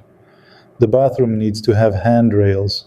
Rooms should be spacious and have a minimum number of furniture. Smart home systems enhance modular homes with varying options. The basic configuration, priced between 250 to 300 euros, includes essential components like sensors and smart sockets. For advanced features, a system priced at approximately 1,200 euros offers wireless water shutoff valves and manual fire alarm activation. Additionally, ramp options are available for accessibility. The classic ramp at around 900 euros and the advanced ramp at about 1,400 euros. Moreover, multifunctional handrails are offered at about 180 euros. Incorporating these smart systems and ramps can increase the construction cost of a modular home by 5 to 10%, significantly boosting safety and accessibility. This is our team. I'd like to thank all our team members, mentors, the jury, and the organizers for this hackathon.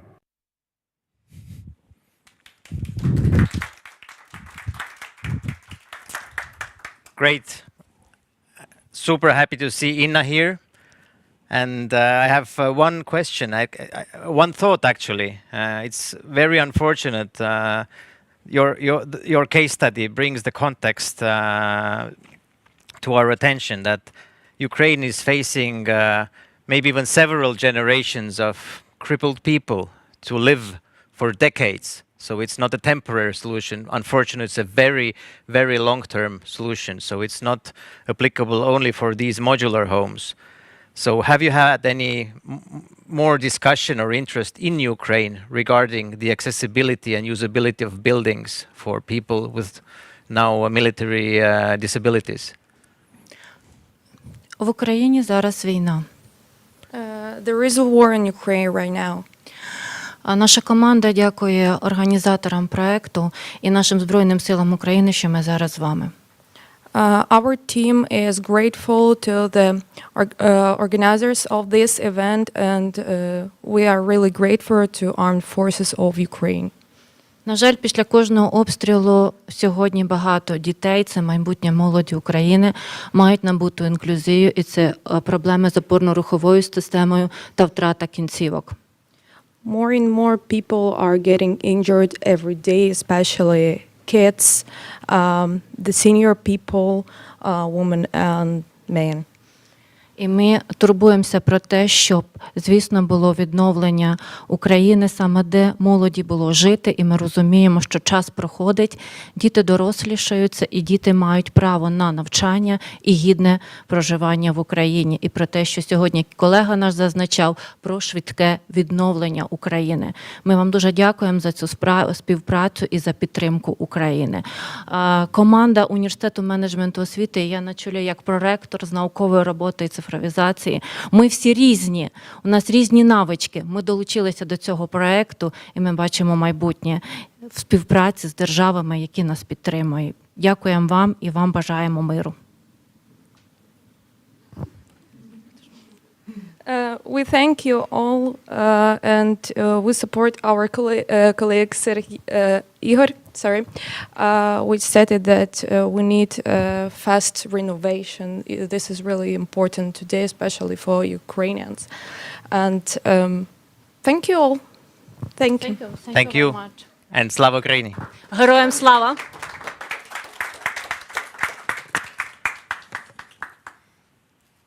Next team, Mod Home Creators. If there is any representatives of the team, please be ready. And let's play the video. Let's welcome them with a warm applause. And let's roll the video. Hello everyone, my name is Katerina Geric. I am the head of the Mod Home Creators team and I am presenting you our project of modular fortress on a turnkey basis. So let's start. Today the population of Ukraine is facing one of the most terrible dangers, the risk of a military attack. In addition, other global dangers remain no less important. Therefore, many people are looking for a solution that would ensure their comfortable living conditions and be safe from various natural disasters and military dangers. Since there is a war in Ukraine, our main research was focused on creating a safe modular house. Our construction norms require that the distance to a shelter for low-rise building should be 500 meters. But this is a very long distance, especially for children, people with disabilities and the elderly. We studied Israel's experience in building shelters that have determined that the created panic room is the most effective type of the bunker. We have developed a project of modular fortress on a turnkey basis, a modular housing solution that combines safety, flexibility, comfort, and can be quickly assembled and placed anywhere. The key goals for our modular fortress were combining quick installation, flexibility, comfort, modularity, and safety. We take into account research on the experience of building bunkers, modular houses, energy efficiency, logistics, and other aspects. In order to create modules that will have a Ukrainian identity in our ideas, we took into account traditional plans that are common in Ukraine.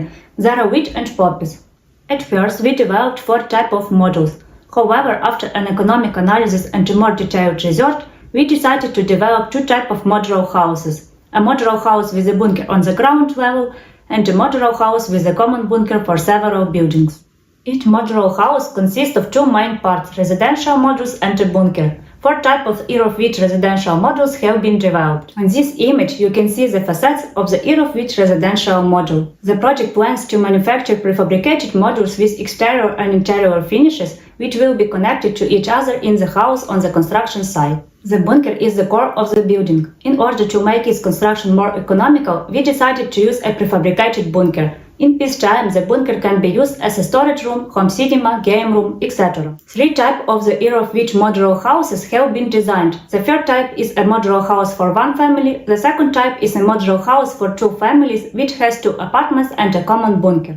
The next 2 images illustrate the facades of the first and second type of the EROF-which modular houses. In addition to the residential function, we have designed commercial spaces in the modular buildings where residents of the modular town will be able to work. The third type of the EROF-which modular house is also designed for a single family. The next 2 images show the facades of the third type of modular house. This is how our EROF-which modular house looks like. The interior of the EROF-which modular house. The next type of modular house is the poppy modular house with a common bunker for 6 families. 2 types of residential modules have been developed, a large and a small module. The next 2 images show the facades of the large and small residential modules of the poppy modular house. For this type of modular house, it's also planned to manufacture prefabricated modules with external and internal finishing, which will be connected to the house on the construction site. The bunker for this type of modular house is designed for 6 families. In addition to the residential function, we have designed commercial spaces in the modular houses. On the following images, you can see the facades, exterior and interior of the poppy modular house. The modules can be transported by land, disassembled or assembled by sea. All modules are designed to be transported by trolls. Combining for several modular houses will help to create a small modular town. In order to show what our modular town might look like, we chose a site in our hometown city Chernivtsi. In this illustration, we can see an example of the master plan scheme and visualization for the Irovich modular town. In this illustration, we can see an example of the master plan scheme and visualization of the Poppy modular town. We also research companies that manufacture modular houses and could be our potential partners. Our modular houses have many advantages and use innovative technologies in construction and security, providing the most effective solutions for people. Our team consists of architects, lecturers, and students of Yuriy Fedkovich Chernivtsi National University. In our architectural projects, we respond to the growing needs for security in the context of escalating conflicts and crises by providing an effective and reliable solutions for various fields of activity. Life is the highest value. Safety and calmness in time of danger is the most important feeling. Saving people's lives and health is our most important task. In the end, I want to say that our project have a high level of detailed solutions for modular houses, which can be further implemented in a prototype and later widely used in the modular housing market. Thank you for your attention. Please join us here more on the stage in the highlight. I do have a question for your team. And I actually want to reflect a personal experience from the hackathon and the research we did before that. It was, as a service designer, it's always interesting to get a personal insight. And one of the personal insights was that no Ukrainian wants to think of a future home without a bomb shelter in the future. And that was, I mean, let it sink in. Your home has to have a bunker, even if there is no war in the future. And your team addressed this insight by designing a solution with a bunker. But the question I have from the audience is, can these modular houses be designed on sloping areas or integrated into existing low-rise quarters? Yes, it's possible. We must studying more detailed characteristic of our topography and depending of the features of the relief. Our modular houses will be different in plan, but it's possible. Mm-hmm. And also another question is it possible to develop the construction, the actual construction of such modular buildings? Yes, it's possible. Our modular houses can has not only a residential function, it can has public functions, it can be public buildings. In our plans, we show the possible functional zones for commercial models. It can be offices, it can be kindergarten and other buildings, and it's possible to do other functions of our models. Very good. Thank you. Let's give a warm applause for your team. Thank you very much for this organization, and thank you very much for inviting us. Thank you. Thank you. Last but not least, as it was an international hackathon, we had a third winning team, which was from Finland. So welcome on stage, Team Vacuum Boot Tech, and please fill us in on your technology and your insights. If you want to put your computer, you can use this corner here. Yeah. But is it just for your notes? No, it's for the presentation. You have the video. You have a video. Oh, okay. Let's play the video. Yeah, that's great. Hello everyone. We are Vacuum Boot Tech, a green construction tech spin-off from Aalto University, Finland. We provide a completely new kind of modular wood construction technology that helps solve some of the biggest challenges in the construction industry today. But before going deeper into our technology, let's look at the landscape we work in. The construction industry is the biggest polluter in the world. Nearly 40% of global CO2 emissions and 40% of the global energy consumption is caused by buildings. On top of that, currently only 20 to 30% of building materials are being recycled after the end of the building's life cycle. We need to change this.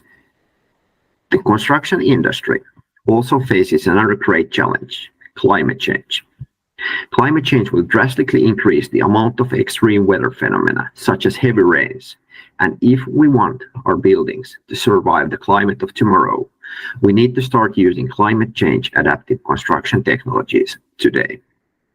So to sum it up, what the world really needs are new construction technologies which combine sustainability, reusability, energy efficiency, and resiliency into one package so that we can build a healthy future.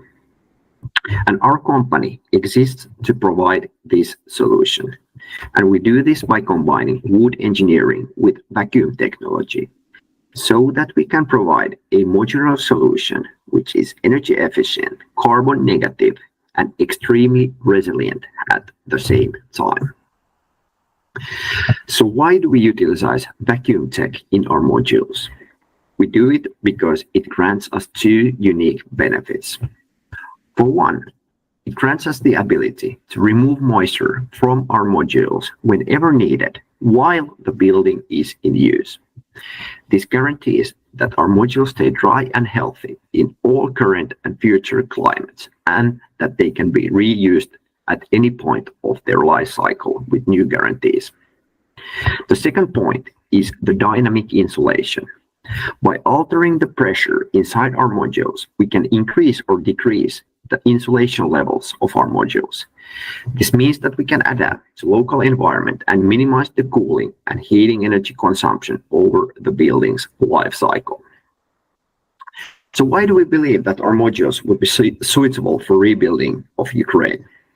For once, our solution is completely aligned with the global climate goals. We are carbon neutral, reusable, and extremely energy efficient. Secondly, our modules are extremely modular. They are lightweight, fast to erect, completely reusable, and don't require any weather protection during the construction phase. And on top of that, they are designed to be manufactured in Ukraine with local raw materials. And as an important last point, we believe that once you do something, you should do it right. We will provide modules that will last for over 100 years. And so we are a technology company which focuses on developing the best possible recipe for the construction of scalable, resilient, and carbon negative construction modules. The key principle of our recipe is scalability. Our modules are designed to be simple and easy to manufacture so that we can rely on existing module factories around the world and become a global player without extensive capital needs. And we have successfully piloted this scheme in Finland with BVR Wood. And our solution comes with a little bit higher initial investment costs, but we aim to beat all competing solutions with minimized maintenance, reusability, and energy efficiency during the first half of the building's life cycle. And we aim for a 300 euros per square meter price point with over 100 years life cycle, full reusability, and an EU value of under 0.1. So we are Vacuum Wood Tech. We provide a carbon neutral, extremely energy efficient, and resilient modular construction solution for all environments and climates. Our technology has been successfully piloted in the harshest of environments, and our team is a perfect combination of science and business.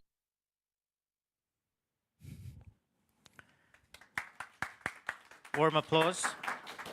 Happy to have Teppo, and I see Pasi also in the room there. So tell us where you are with the project currently.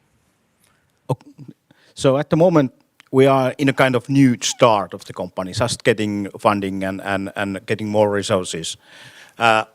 It's nice to have Panu here. Panu is actually doing what is the most important. He's home with her newborn daughter. He's a home father for 3 months' time. So congratulations. That's the most important for the future and for our future. And well, almost all the same. I had the presentation last week in Norddeep. Almost everything is said. So exactly what all the other teams we could cooperate. All the others we can cooperate because our idea to grow is to cooperate. Our way to make the impact is to make as many as these models to save and our mission is to help the construction industry to save the world instead of destroying it. And exactly in a way, our mission is to help them to survive themselves. That's what's our plan.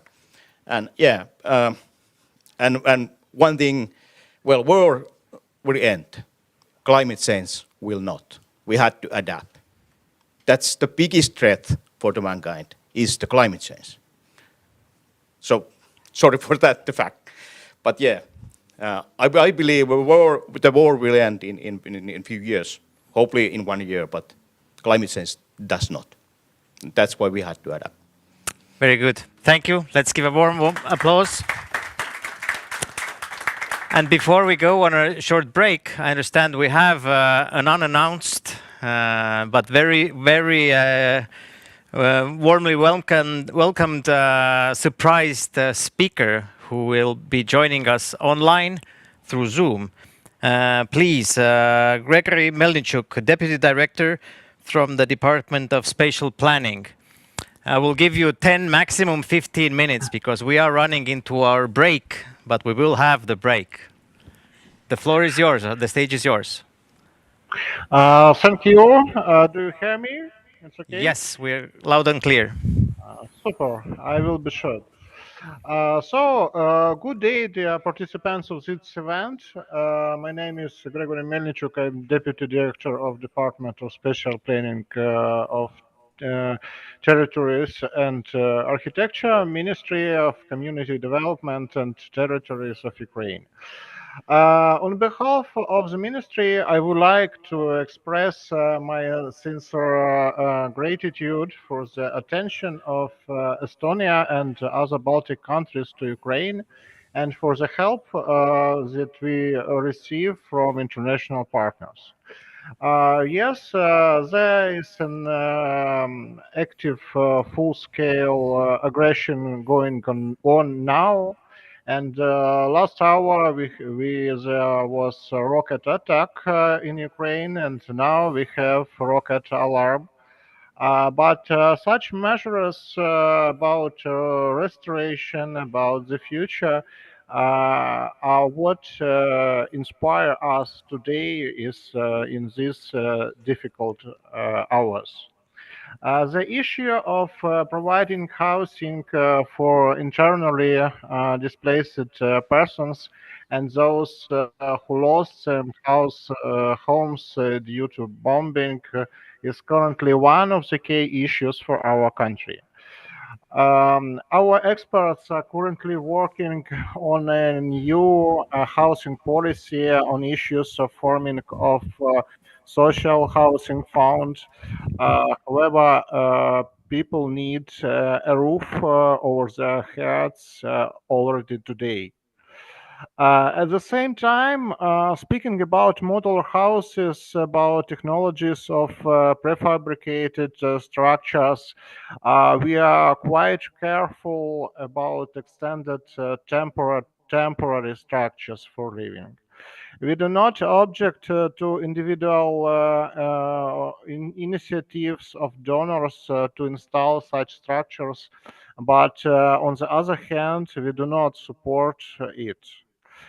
Because in the first weeks of war, we make analysis of experience after start of war in 2014. And in practice, we find that some people still live in such camps building many years ago. Therefore, if temporary modular houses is installed on the land of the owner of an individual house that was damaged and is being restored, this is generally positive because there is a guarantee that it is really temporary. But creating camps of such houses means creating new slums. Therefore, when it comes to modular construction, we are more inclined to understand it as a technology for the construction of permanent houses, which are designed to be used for decades. Currently, the main activity of the ministry is aimed at repairing damaged multi-level buildings. However, the technology of rapid construction of permanent houses is relevant in the framework of comprehensive restoration. Currently, as a result of the impact of the war, thousands of people have been forced to leave their homes. Some cities have been completely destroyed, and it is hardly possible to talk about their rapid reconstruction. Therefore, people are moving to the cities of central and western region of Ukraine, and where there is already a shortage of housing, including social housing. Therefore, the ministry is closely monitoring the development of construction technologies, and we will sincerely welcome the increase of better solutions for rapid housing construction. Thank you very much for interesting presentation. I hope maybe some decisions about building of permanent houses by modular technology will be building in Ukraine city. Thank you very much.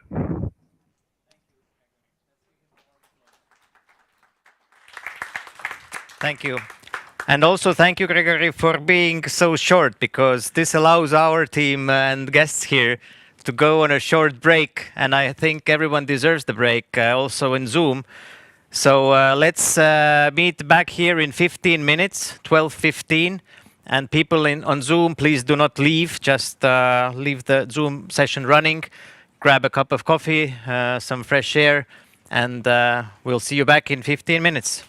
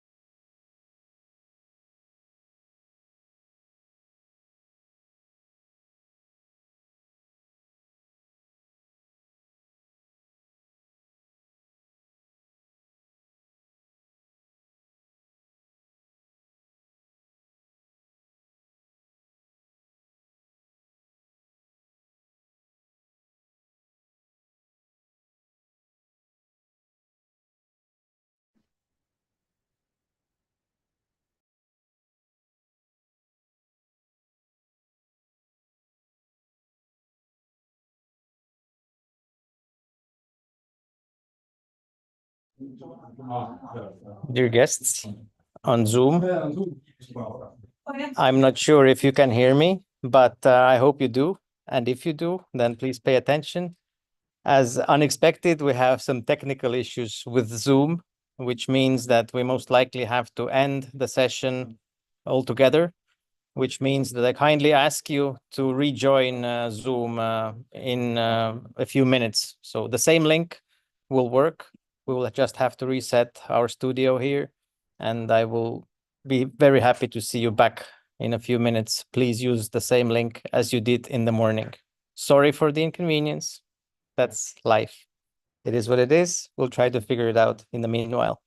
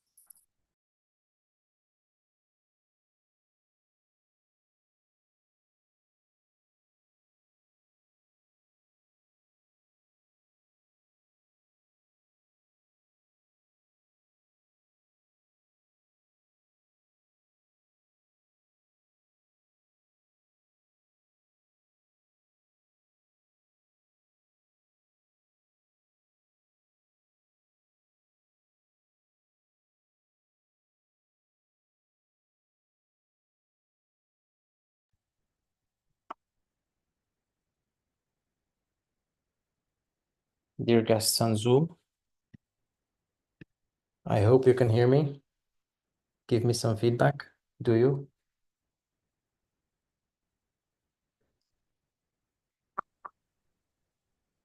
Yep, hear you loud and clear, fine. Okay.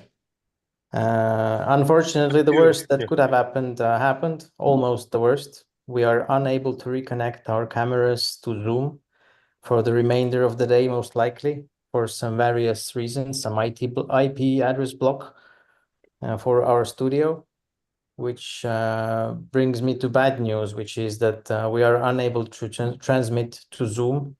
However, we will be recording the session here locally and it will be made available. So apologize for the inconvenience. We will continue with our panel discussion and the wrap-up presentations, and we will notify you about where and how you can access them.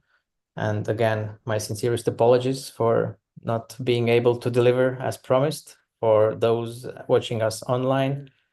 It is what it is. Have a great day, and thank you for participating in the first half of the session. I hope we will figure this out eventually. Slava Ukraini!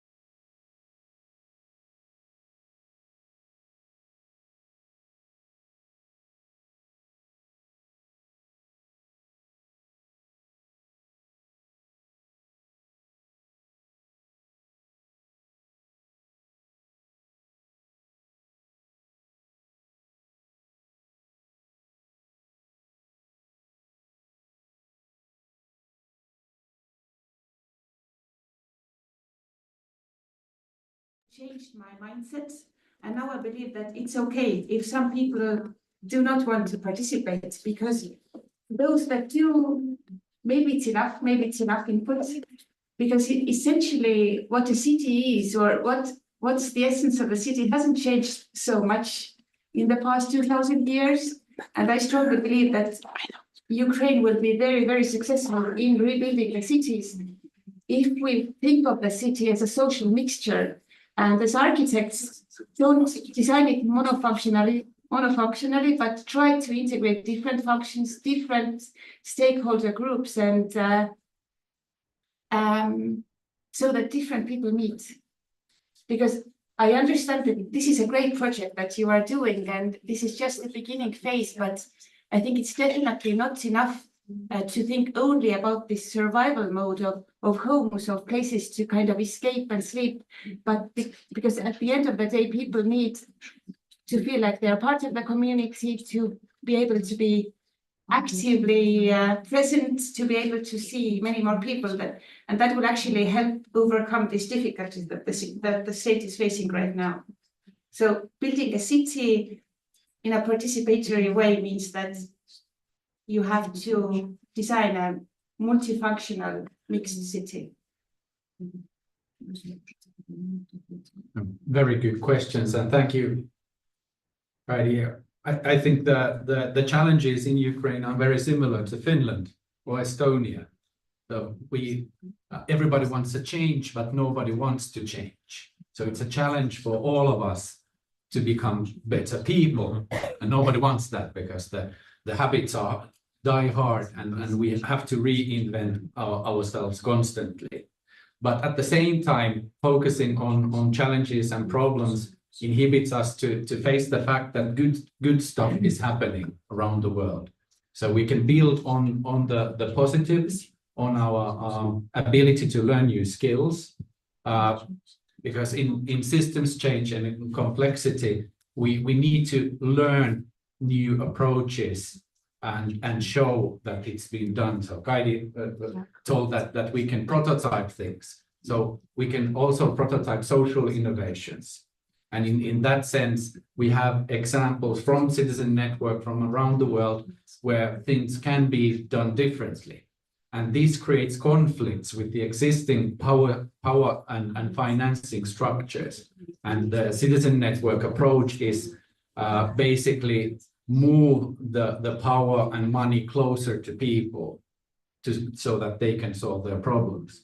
And that's a challenging thing related to the laws and regulations and our whole history, how things are done. And when we are rebuilding something quickly, we have to fight against being stupid. Because for being wise, we need time, sense making, as they say in systems design. And that costs money, for example. And we are not trained to budget time so that we can all understand. And of course, I'm representing the world of inclusion here. And that means that everybody should be involved. Good, bad, and the ugly should be there, because it's everybody's world. Because the opposite is the meritocracy, the fancy world of we know best. And that's what directing in many places, many of the EU projects or national projects, where we just play participation. But now we have a possibility to show the world that us, the people in the room, we can become friends, colleagues, business partners, perhaps competitors, which is good that we can develop our ideas further. But we need to be brave and start prototyping some of the social innovations around participation and design. Following up on that, what role should, could, and can partnerships between governments, NGOs, private sector companies like Timberco, like Harman, play in massive scaling up the modular construction industry? While I'm avoiding this exact trap that you very eloquently said that not be stupid, but which I would say that is over standardization, that we know best, these are the 5 solutions that work for you, which is probably likely to create a situation where people say thanks, but no thanks. So how do we create this cooperation, which, like you also pointed out, takes time, the one thing we don't have. Costs money, the other thing we don't have, but doing the wrong thing will massively cost more money. That's a really, really great question, and I've a little bit studied, and our company is practicing more and more lean production methods. Methods also practiced in, for example, Toyota company in Japan. And I think if you're able to implement such practices in big volume and the processes that you just described, and testing not in huge scale, but for example, Estonia did those small family homes or foster family homes. How do you call it? Estonia. They built homes in Ukraine, tested out the method, and by doing actual practical things, also in government. Meeting is being recorded. Thanks for that. Is it going still? No. Was a nice thing, but doing from government level, testing out some projects which might fail, but maybe gives a really great learning point how it can be implemented all over the country later on. Same thing with the kindergarten. I think they are really good examples how it can be tested between government and the private sector level. It might work, might not work. Maybe it's a one-off, but if we don't try, then we don't learn. And the important thing is getting the learning points back through the users, the local community, back to Estonian government level and back to the producers. Because right now they seem to be just one-off things, but maybe if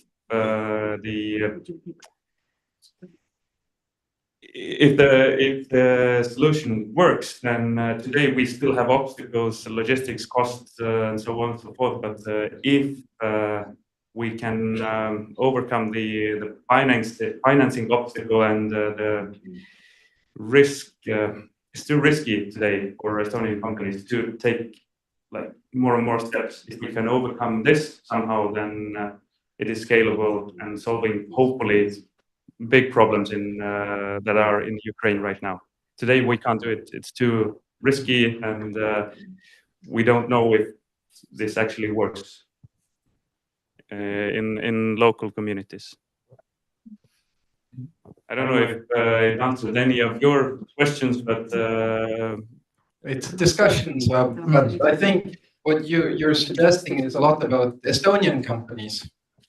But if we're scaling up massively, why does it have to be an Estonian company or a Ukrainian company or a Latvian company or a German company? The question is the principle. How do you create cooperation that actually learns rather than tries to dictate? Yeah, I can hand it over that you wanted to answer. So, very good question again. And what I gather is that the whole humanity is now taking steps in cooperation, learning skills, how to cooperate better. And 30 years ago, the financial sector moved their attention from organizing action to impact. That's why we are talking about the impact a lot. And in this game of impact creation, the game is being played a little bit differently. So that's why we're talking about ecosystems, where a lot of people organized in various ways need to learn skills in cooperation to create this impact. And those networks that create the most impact will get the financial rewards, and those who do not will lose.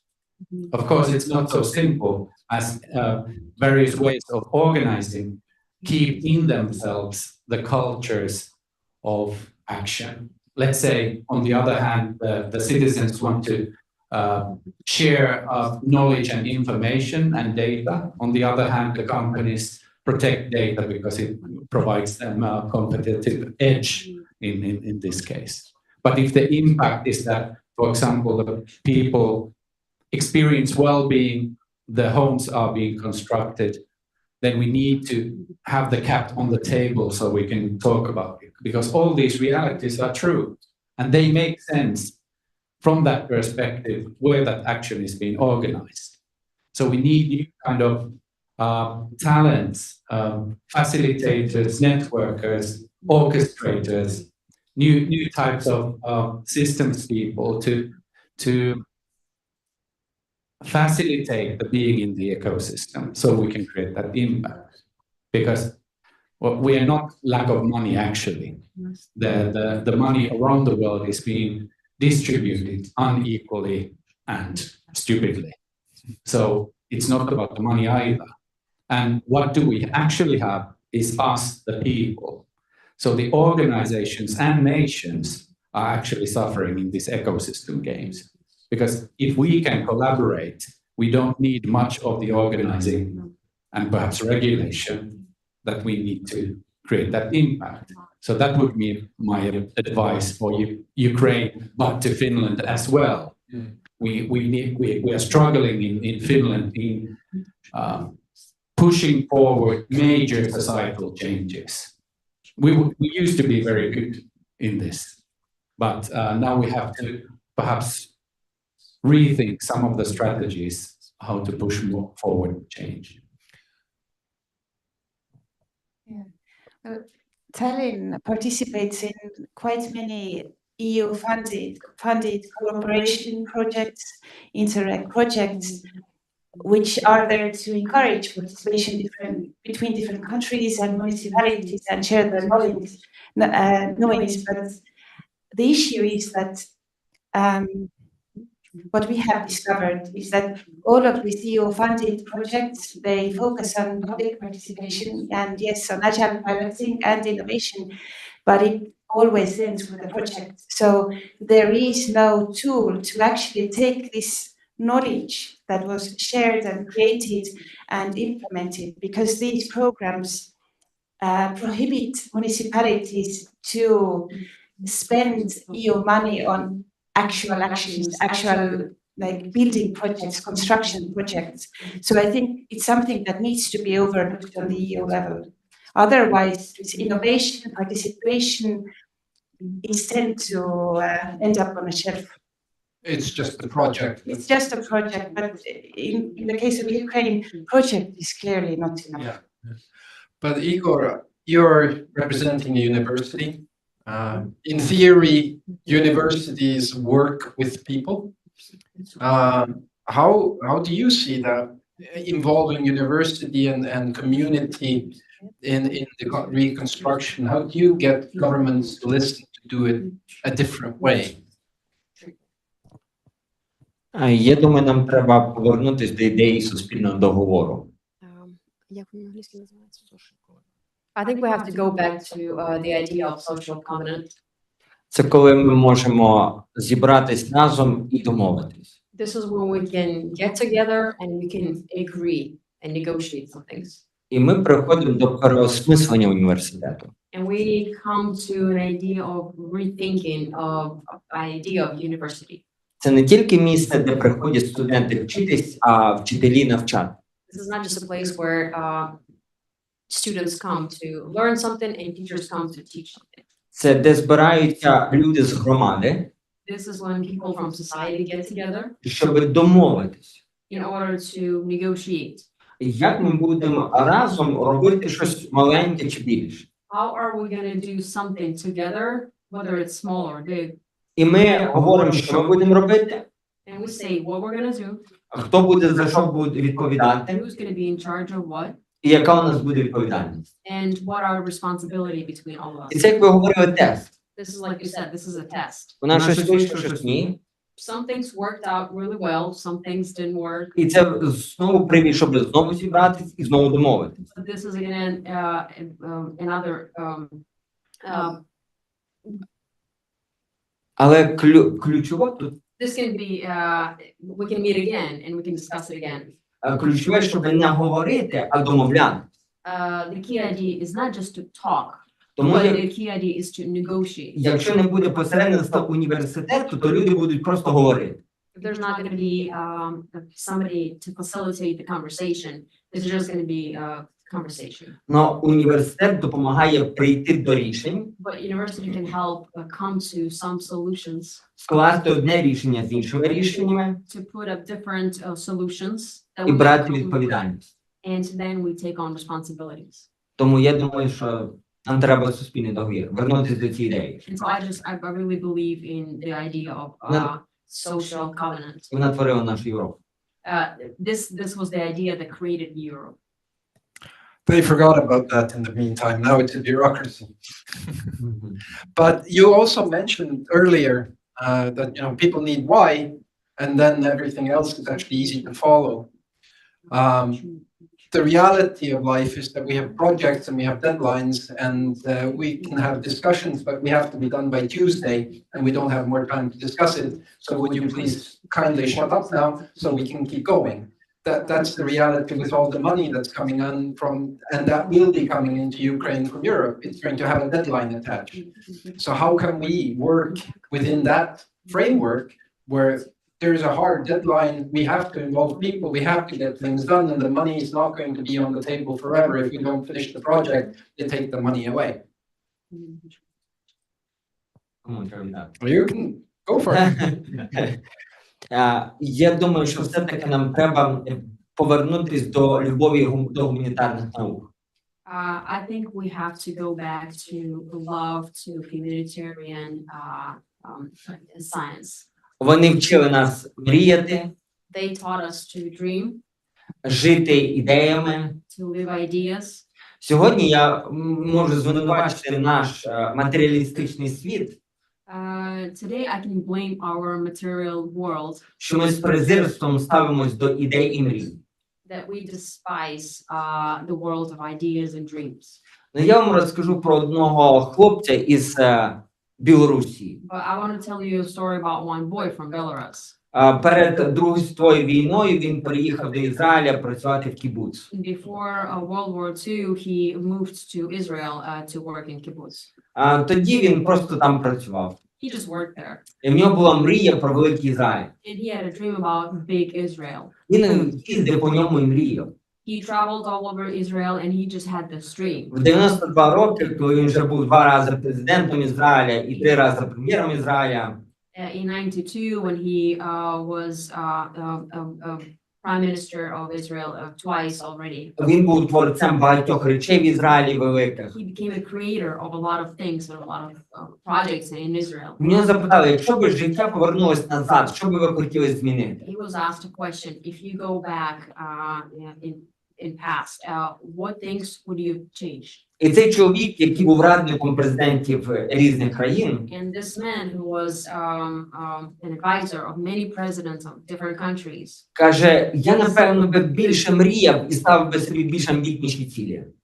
he said, I would dream more and I would set even bigger goals. Тому нам треба навчитись надихати людей мріями і ідеями, конструктивними. And so I think we have to learn to dream bigger ideas and to inspire people to dream bigger. І не нівелювати такі речі, як, наприклад, національна ідея. And not to despise ideas like national ideas. Ні, це не просто слова.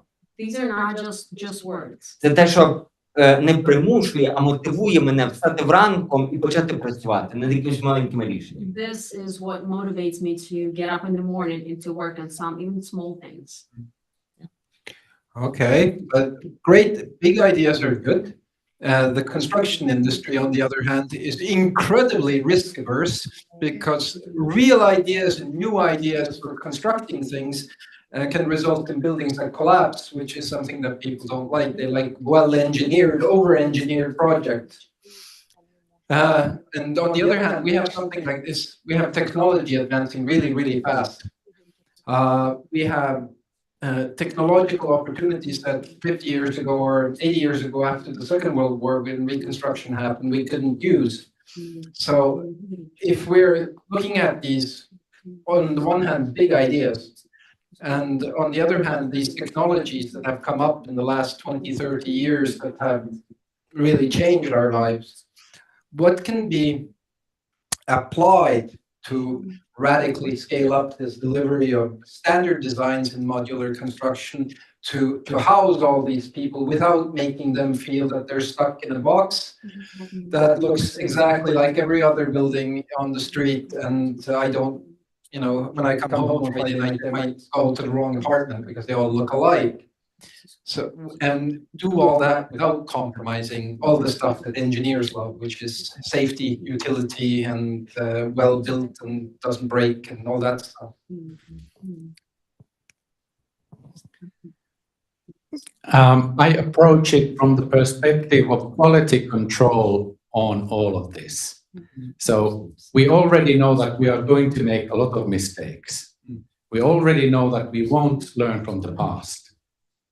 There are things happening that will go outside our sphere of dreams and visions. But at the same time, good stuff will happen. Good new things will happen. And I would fight against big solutions. So in Citizen Network, we're talking about caring neighborhoods. So if we already know that the big solutions end up usually making big mistakes, how about making those areas of mistakes smaller? So if Ukraine would be like 10,000 villages or neighborhoods, and those areas would have more decision power, because the modular housing is a great invention in creating unique personal constructs that make sense to citizens in their authentic neighborhood. So I think that would be my message, sort of, that the whole neighborhood can be caring. I really like what Kaidi said about the kindness of as a value of a city, and I really like, one of my favorites is that the streets are part of the places where citizens can meet and react and cooperate. That's very important. It's funny that you mentioned villages, because to circle back to your previous question, how to stay within the framework of timelines, these deadlines, something that we have discovered in Tallinn, that it's true, sometimes it's impossible to have a meaningful participatory process within these deadlines. But with some communities, some sub-districts, where there are like strong communities have formed, neighborhood communities. These communities, for example, the Kalama community, they have kind of assigned a village architect for themselves. So the issue is that you might be the best architect in the world, but if you are working for the city, there is some kind of hesitance that if whose side are you on actually? Yeah. But these communities, the Kalama community has appointed a village architect called Toomas Paaver, and anything he approves is golden for the entire community. So it's actually a very beautiful thing to see. But your next question is how to use technology to rebuild Ukrainian cities in a better way, in a more innovative way. This topic of accessibility really spoke to me, because my little son broke his leg last week. And then you really start understanding this issue of accessibility. I think we need to rethink accessibility totally. It's not about ramps. It's about being able to live a normal life. And if we are in this framework of harsh deadlines and financial issues, I think half of the issue is how to design space, but the other half is how to provide better services using technology to provide accessibility. For example, how to deliver food for the children, or how to kind of being able to connect with other community members. So that's something that I really encourage Ukraine to look into deeper. Denise, what do you think technology means in the construction industry? I mean, the last thing you want is a building to collapse, but applying new technologies, new methods, how fast, how well is that going in your industry? Yeah, well, construction industry is one of the most the industry which has the biggest inertia. Like it changes very slowly, and the standards in different countries, in different regions, are very different. For example, fire burns completely differently in Estonia, Scandinavia, Germany. In Germany, in different areas, fire on paper burns also differently, even in the same country. So the standards, how you calculate the structures and the resistance of buildings, this is not on the same level. We are using different standards also in Ukraine. The standards are not based on Eurocode, it's SNIP or the other standards, basically. So it's very difficult to scale your businesses abroad. You have to put a lot of energy to scale the business towards Ukraine or whichever different country, and that's one of the struggles. The adaptability or not making all the buildings look the same. This is doable. This is not a big issue, but having huge projects in a foreign country where you are not basically aware of all the risks, this is the obstacle where we get stuck. And in such cases, I think Finland is quite front runner in using alliance methods in contracting. And I think this could be one of the solutions to bring on board between the contractors, the buyers, or whether it's a private sector buyer or government or a combination or mutual project. Then we can do huge things and not taking all the risk on the private sector, not all risk on the buyer side, raising the prices through the roof. So I think one solution is also rethinking or choosing the contracting method for making bigger projects not look exactly the same, because there's a risk not only in the standards but also the production cost when we are not fully aware of the final decision which color or material can be used on facades or wherever, which systems, accessibility rules can we don't probably know all the accessibility requirements. Is it 10 or 20 or 30% in different regions which need to have the wheelchair accessibility and so on and so forth.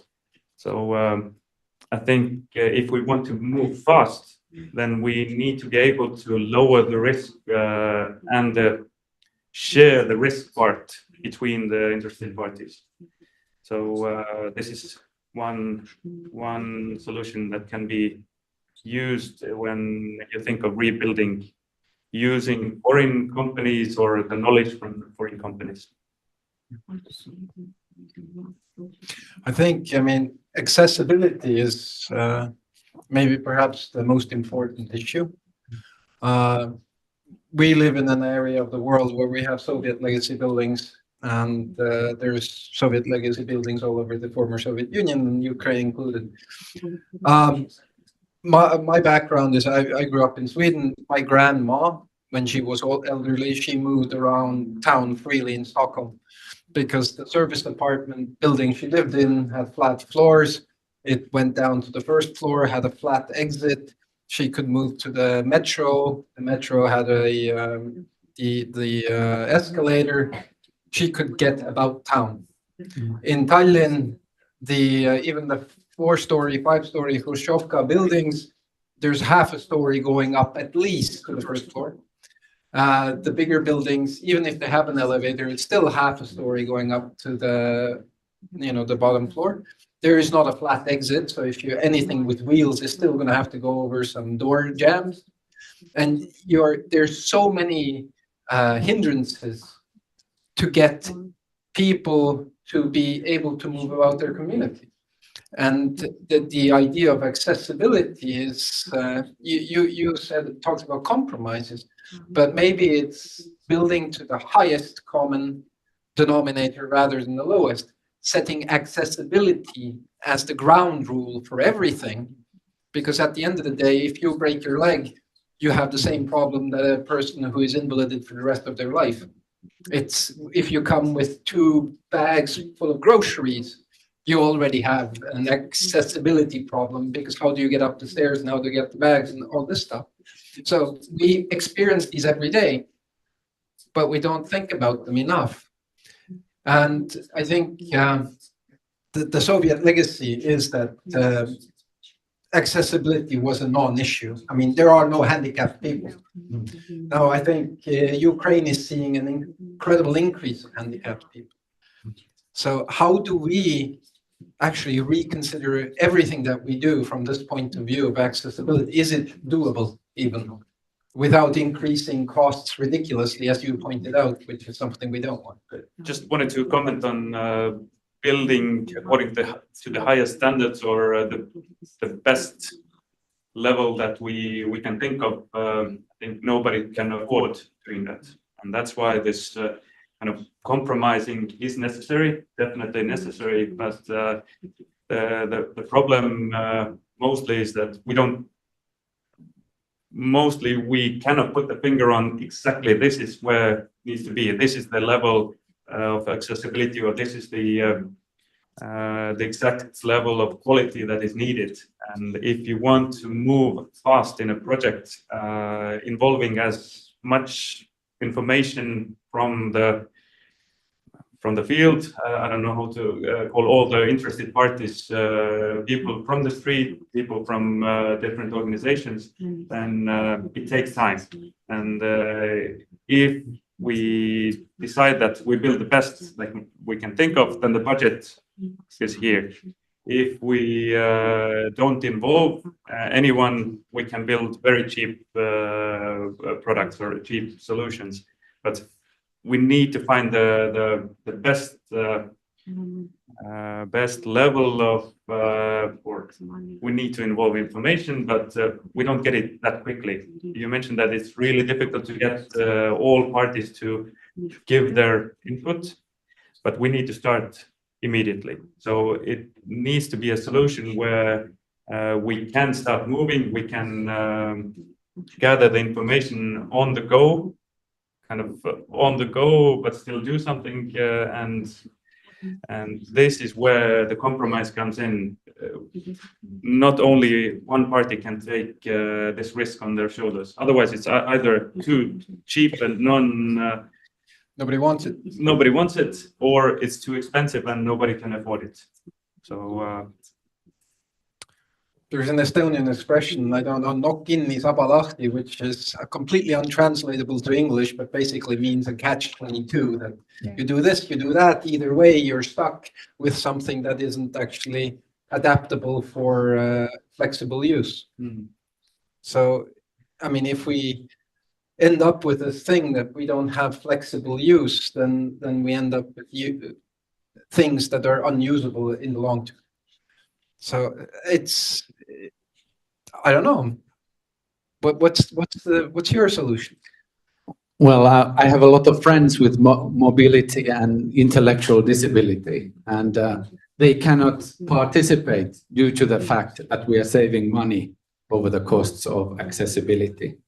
So if economy is our religion, then where we put those finances show our commitment, our values. And I would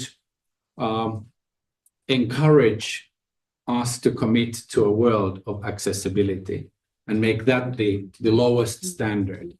Because as you can say, at the various stages in our life, we need this accessibility. We're getting older, we have to be mobile, and it's very costly to create institutions that rob us from our community to an accessible space, instead of us staying where all our friends, our neighbors are that could care for us.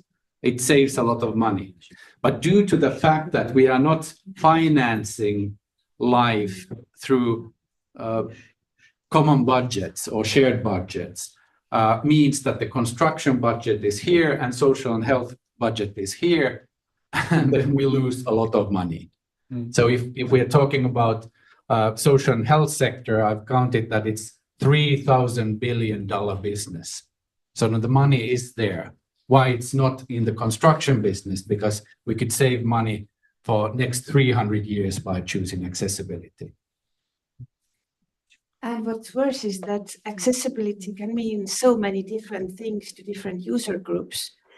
It's quite embarrassing that we are still tackling the basic level of being able to move around in the city or being able to reach your apartment. But we have worked with people with disabilities quite a lot in our recent projects. And what we have discovered is that in this current era of mental health pandemic all around the world, lack of accessibility might also mean that, for example, the city environment is too noisy, maybe too visually stimulating for people with mental health issues to want to go outside.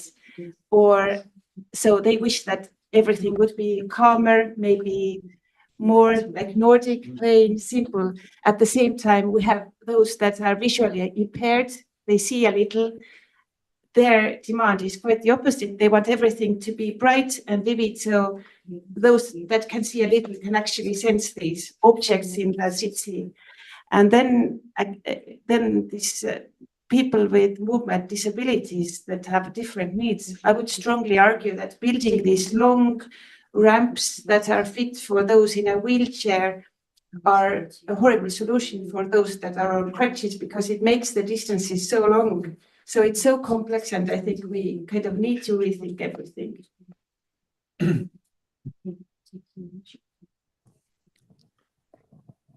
У нас в Україні стає все більше людей, які мають певні інклюзії. In Ukraine, we have more and more people who have disabilities. Для мене попіклуватись про доступність їм всього, що є в місті. And for me, the question about creating a space that would be accessible for those people. Це питання людяності і вдячності. This is a matter of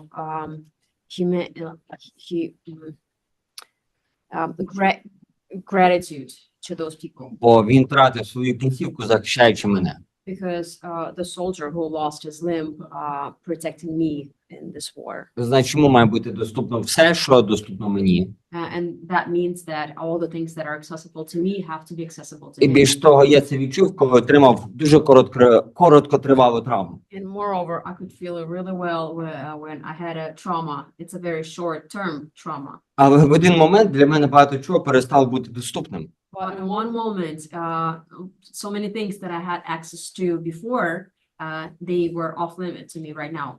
І персонально я готовий заплатити за них. And so personally, I'm willing to pay for them. Це наше піклування. And that's how we show care. Тому наша цивілізованість – це піти на ці витрати. So our civilized approach has to be, we have to pay the price for Тому them. що насліддя Радянського Союзу, оці хрущовки, про які ви згадували, Because post-Soviet Union legacy, the Khrushchevki, five-story Khrushchevki, підтверджує тільки один факт. it shows that one fact. Імперії завжди плювать на людей. Empires, they really don't care about people. Нам все одно, що ти не можеш. We don't care that you can't, Но нам не все одно. but we care. Well, I thank you very much for your input. I think we have to finish this panel at this time so we can continue with the rest of the program. But we have some gifts, please. We have gifts. We have some gifts. You have time for Q&A because we have the people on stage. Okay. Do we have a question from online or from? Maybe someone from the audience wants to ask. I have a question. I'll give you a mic. Yes. So we have The same mic. Thank you.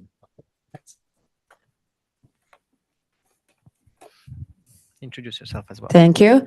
Hello, everyone. I am Francisca. I'm from UltraHack. We were one of the organizers of the hackathon, and it's great to see a couple of you here because we had the hackathon online. So it's really, really great to be here. Also, with all the partners, get to see you in face. We had a couple online meetings, but never get to see you. So great to be here. And about the panel discussion, thank you so much. It was a breath of fresh air to hear so many honest opinions and honest discussions, also really ethical and relevant discussions. I'm a bit intrigued with some things that Igor and Marcus said, especially about impact. And Kairi showed us that cities have stayed the same. Schools have pretty much stayed the same over the years. There is a couple of changes, technology break in, but the physical buildings have stayed pretty much the same for many years. And we were talking about impact. How did impact change? What is impact for you? Is impact in how people move, how people use their time, how people use their money? And also now about the accessibility that we're talking, this physical accessibility is above the mentally one. Now with the example of Ukraine, that we have so many people that unfortunately lose their physical mobility. And also we have the mental accessibility if you have like any mental problem or disease or like related thing. What would you say that will be the priorities?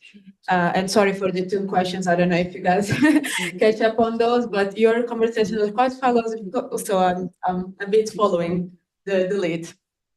Thank you, Francesca, for a great question. I'll pass on the mic. Who wants to start? Kairi. Well, you definitely can't prioritize mental health over physical health or vice versa, but something that we have discovered in Tallinn and something that we strongly suggest to Ukraine as well is that if we densify the cities, then the investment cost for building infrastructure for cities becomes much less, significantly less. And that is the key to actually providing accessibility and building better buildings and building better urban space solutions. If people are willing to live denser together, then we do not have to spend so much investments on grey infrastructure, for example. And that's how this accessibility issue can be thoroughly addressed, I think. Thank you for a very good question. First to the impact. So impact is a discussion, it's a conversation, and we need to facilitate that to find out what it is. But in many countries, in the constitution, they usually say that Finland should be a place where the citizens can flourish, experience well-being, and lead a good life. And now as a collective humanity, we have to protect life, like we heard that we are facing enormous challenges together. So we need to negotiate what is good, what is the impact we want to create to safeguard the earth to the generations to come. But not only us humans, but also all the living life that we have. So it's an enormous leap that we have to take in responsibility. We're talking about freedoms, but we need more and wider responsibilities. And then to the question of prioritizing, I think it's like inclusion includes the idea that it's a skill. It's in all of us. So if we are skilled and actually want to care, we are nice, for example, we are good, then if there's a will, there's a way.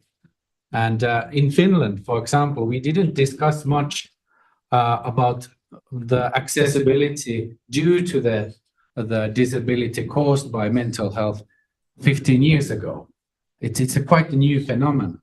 So we are learning constantly from each other how to create an environment that is sustainable for all of us.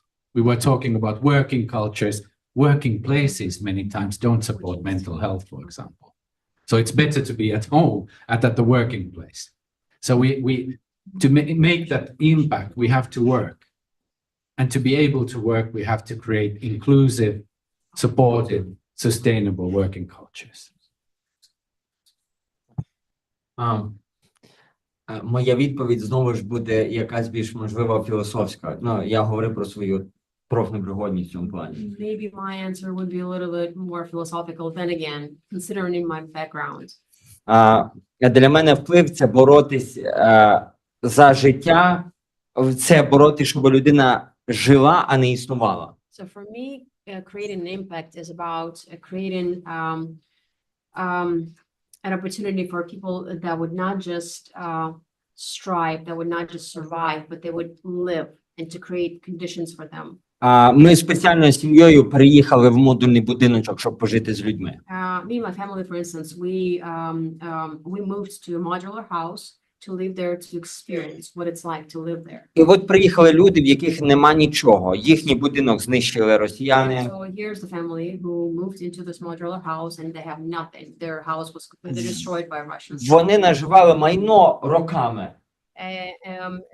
They've been gathering things and they've been building their house for years and years. А все, що вони привезли з собою, поміщається просто в рюкзак. And everything they took with them, it could fit into a backpack.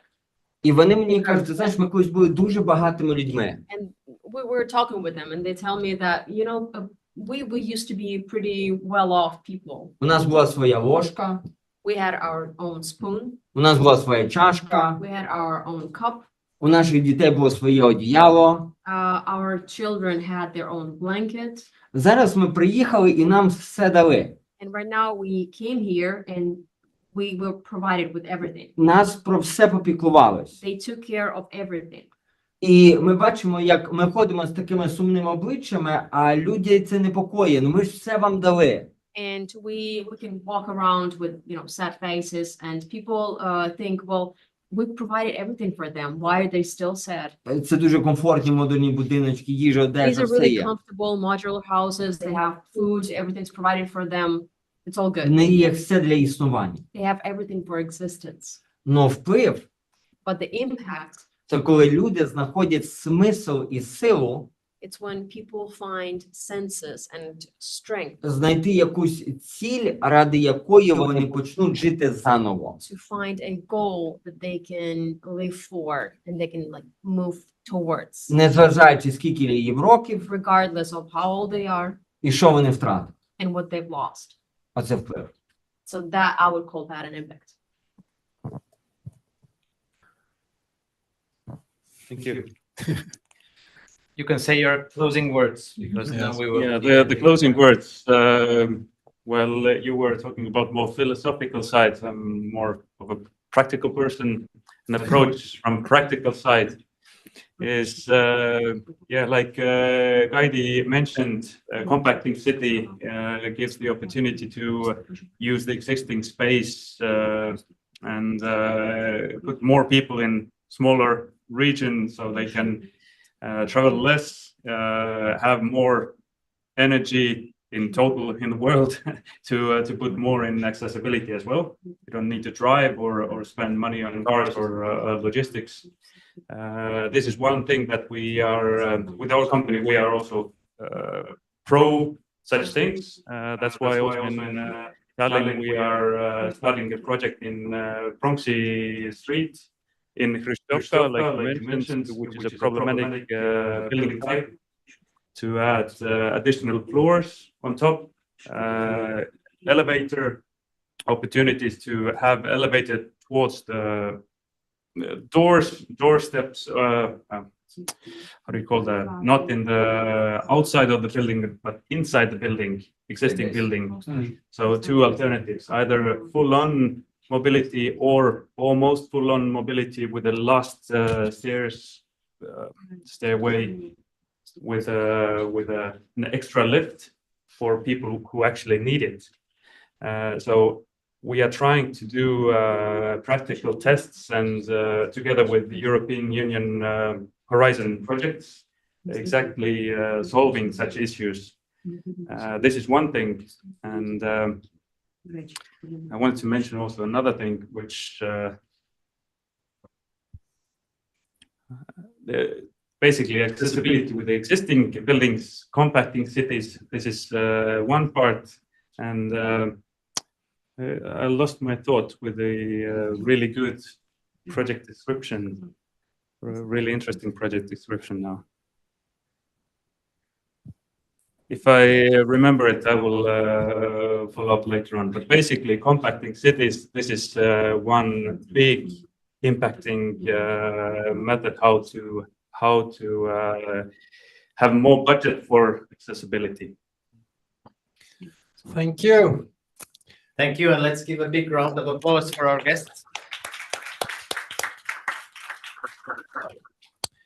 And you'll have to share. Yeah, that's for both of you. I'm sorry. Thank you very much. And thank you. Thank you. And thank you. And please, we will unfortunately have to listen to me some more, but you can introduce me so it looks professional. Of course, since the second half of our event has become really professional. However, we will continue. Margus now will take the role, not of a moderator, but the role of a presenter, of a specialist and expert in innovation and service design, and give a quick overview of actual his thoughts and wrap-ups of the program before Igor will do his final words on the program. I will do a small budge, so just so you know, for our Zoom viewers, I will share my screen with your presentation. So every time you change slides, I will do the same for our Zoom viewers, so they get a better picture of the slides. So let me know when you're ready. Give me a second.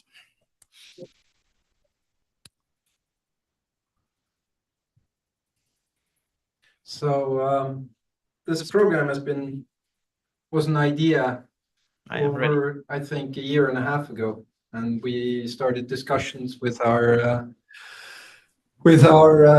Ukrainian and Finnish friends to come to an idea of what we wanted to do. And this is an overview of what we've learned, what we think is important from all this talk about modular construction, the reconstruction of Ukraine, and what are the opportunities and pitfalls that exist.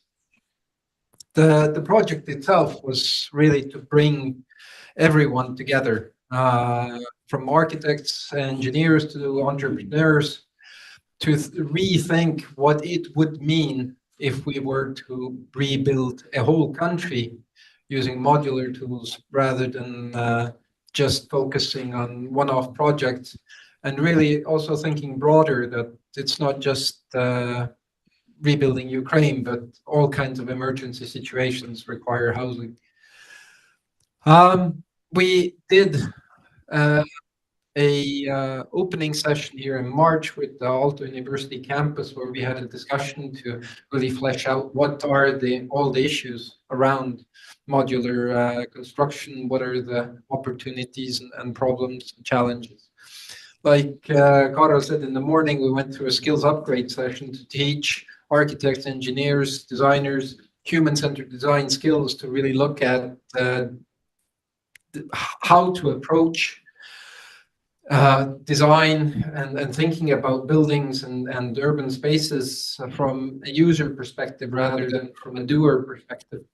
We had the hackathon and the presentations we went through. We did a podcast series, which was, for me, very interesting. I've never done anything like that before, and had very interesting and deep conversations about different aspects of what it means to build buildings for people, how to create cities, what is a living environment, how do you finance it, what are the technical human perspectives. Now we're on the final forum where we're trying to wrap this up, and we will try to put together basically a white paper of what we think are the learnings and findings that Ukraine can use for the future. So the unfortunate thing is that we've been here before. Hamburg after 1945 looked like Bakhmut a couple of years ago. Same story, same problem. How do you reconstruct? How do you rehouse? How do you clean up? And the interesting thing is we've also been here before. Following World War II, there was a big reconstruction push in Western Europe. Unfortunately, it didn't come here, but it did go to Western Europe for the adaptation and application of building standards and standardizing factory production to quickly house a lot of people to get roofs over people's heads. So, I mean, we've done this before. The Marshall Plan was huge, but in the greater scheme of things, it wasn't actually that huge. But it did allow factory production, efficient resource allocation to get that reconstruction effort going. The unfortunate thing was it did everything from a I know what's best for you point of view. And the unfortunate result of that is that you had priorities, that buildings gave people a roof over their head, but it didn't give them quality of life at that scale, at that level that people actually want.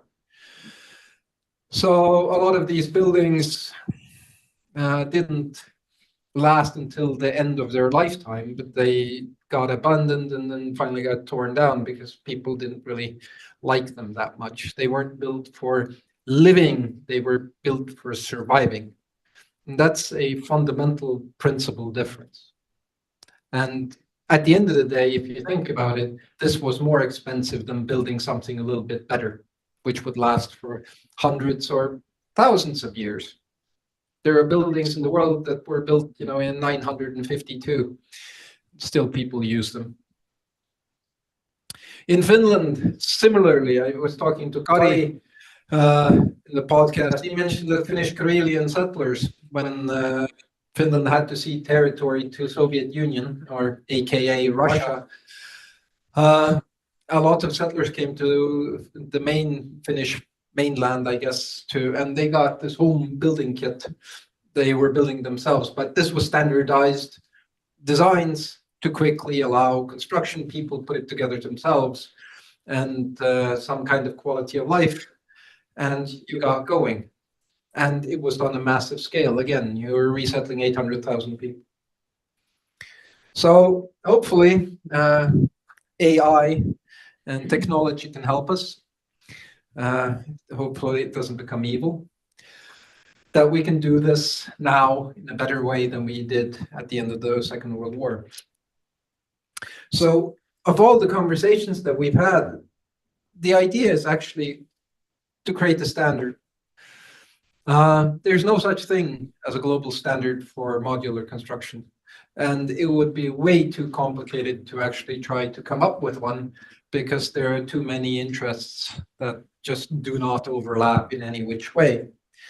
But in this case, maybe a national standard is possible. And why I mention this is that if Ukraine establishes a principled national standard, it doesn't mean how houses look or how big they are or what they're used for, but rather how some aspects of construction are made. You can possibly create a distributed system of construction so that it isn't about the buildings themselves, it's how the building pieces fit together.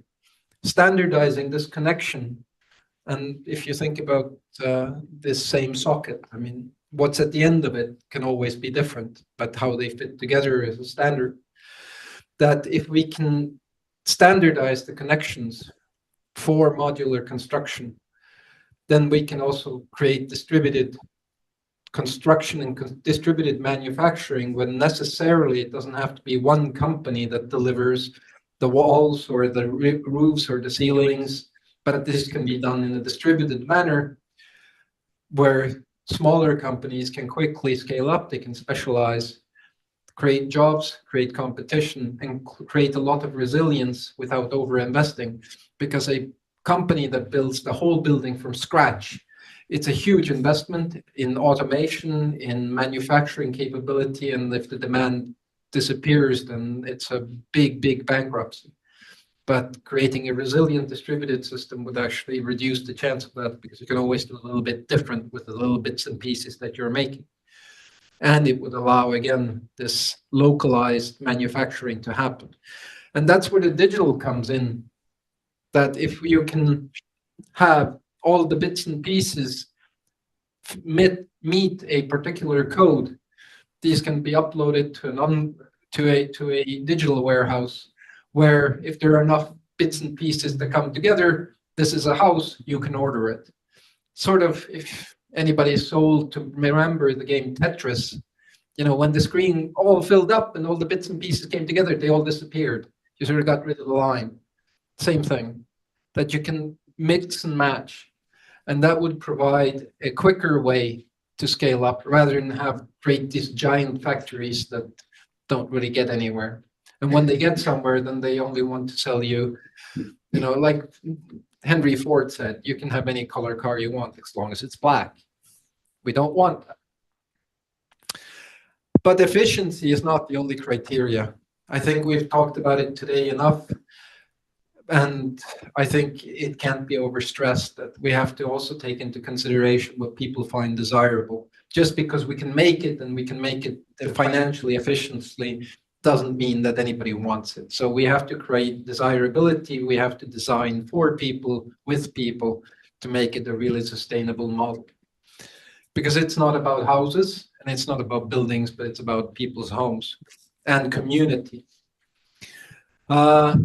In a conversation with Jarmo Suominen, he pointed out when he was working to help the relief of the Fukushima disaster, that after people had a roof over their head, the thing they didn't want next was a better roof. They wanted a karaoke machine so they could get together and have a sense of community. Because that makes life worth living, because just surviving is not anything you do. It's just, you know, that's getting rid of the first pain. And it's the same thing that was mentioned today, is that urban planning is not about utilities, logistics, and traffic flow. It's about community, where the quality of life is supported by utilities, logistics, and traffic flow. And it's building communities that is about how to utilize this reconstruction opportunity to actually redesign the community to make it something where I have a sense of ownership. And if you want to do that, you have to engage local community. There's just no way around it, but it's also the most expensive way to do it from a bureaucrat's point of view, because it's things that he isn't used to doing. At the end of the day, however, it's the cheapest way of doing it, so it lasts. Everything else is more expensive. This is a way how we describe design thinking and involving the local community, and how it feels for people who are not used to doing it, that it's a really messy beginning. It's actually in design, it's called the fuzzy front end, that you actually find out what people want, and you spend time digging into it, having conversations, redesigning, reinventing, reimagining, and coming up with a solution you can actually deliver. But if you do it this way, you end up with a deliverable that's guaranteed works. The other way is to do it as usual, which is presume what people want, build what looks good on paper, find out that people don't like it, and then spend an endless gazillion trying to retrofit it to fit people's lives. It's by far the most expensive way of doing things, but it takes away power from central organization, and it has to by default distribute it to people. And I think that's the challenge that Ukraine faces in a way more than Estonia. I know Estonia faced this 20 years ago. the Soviet way of doing things and all the old Russian legacies is that I know best, shut up, I do it for you. It does not work.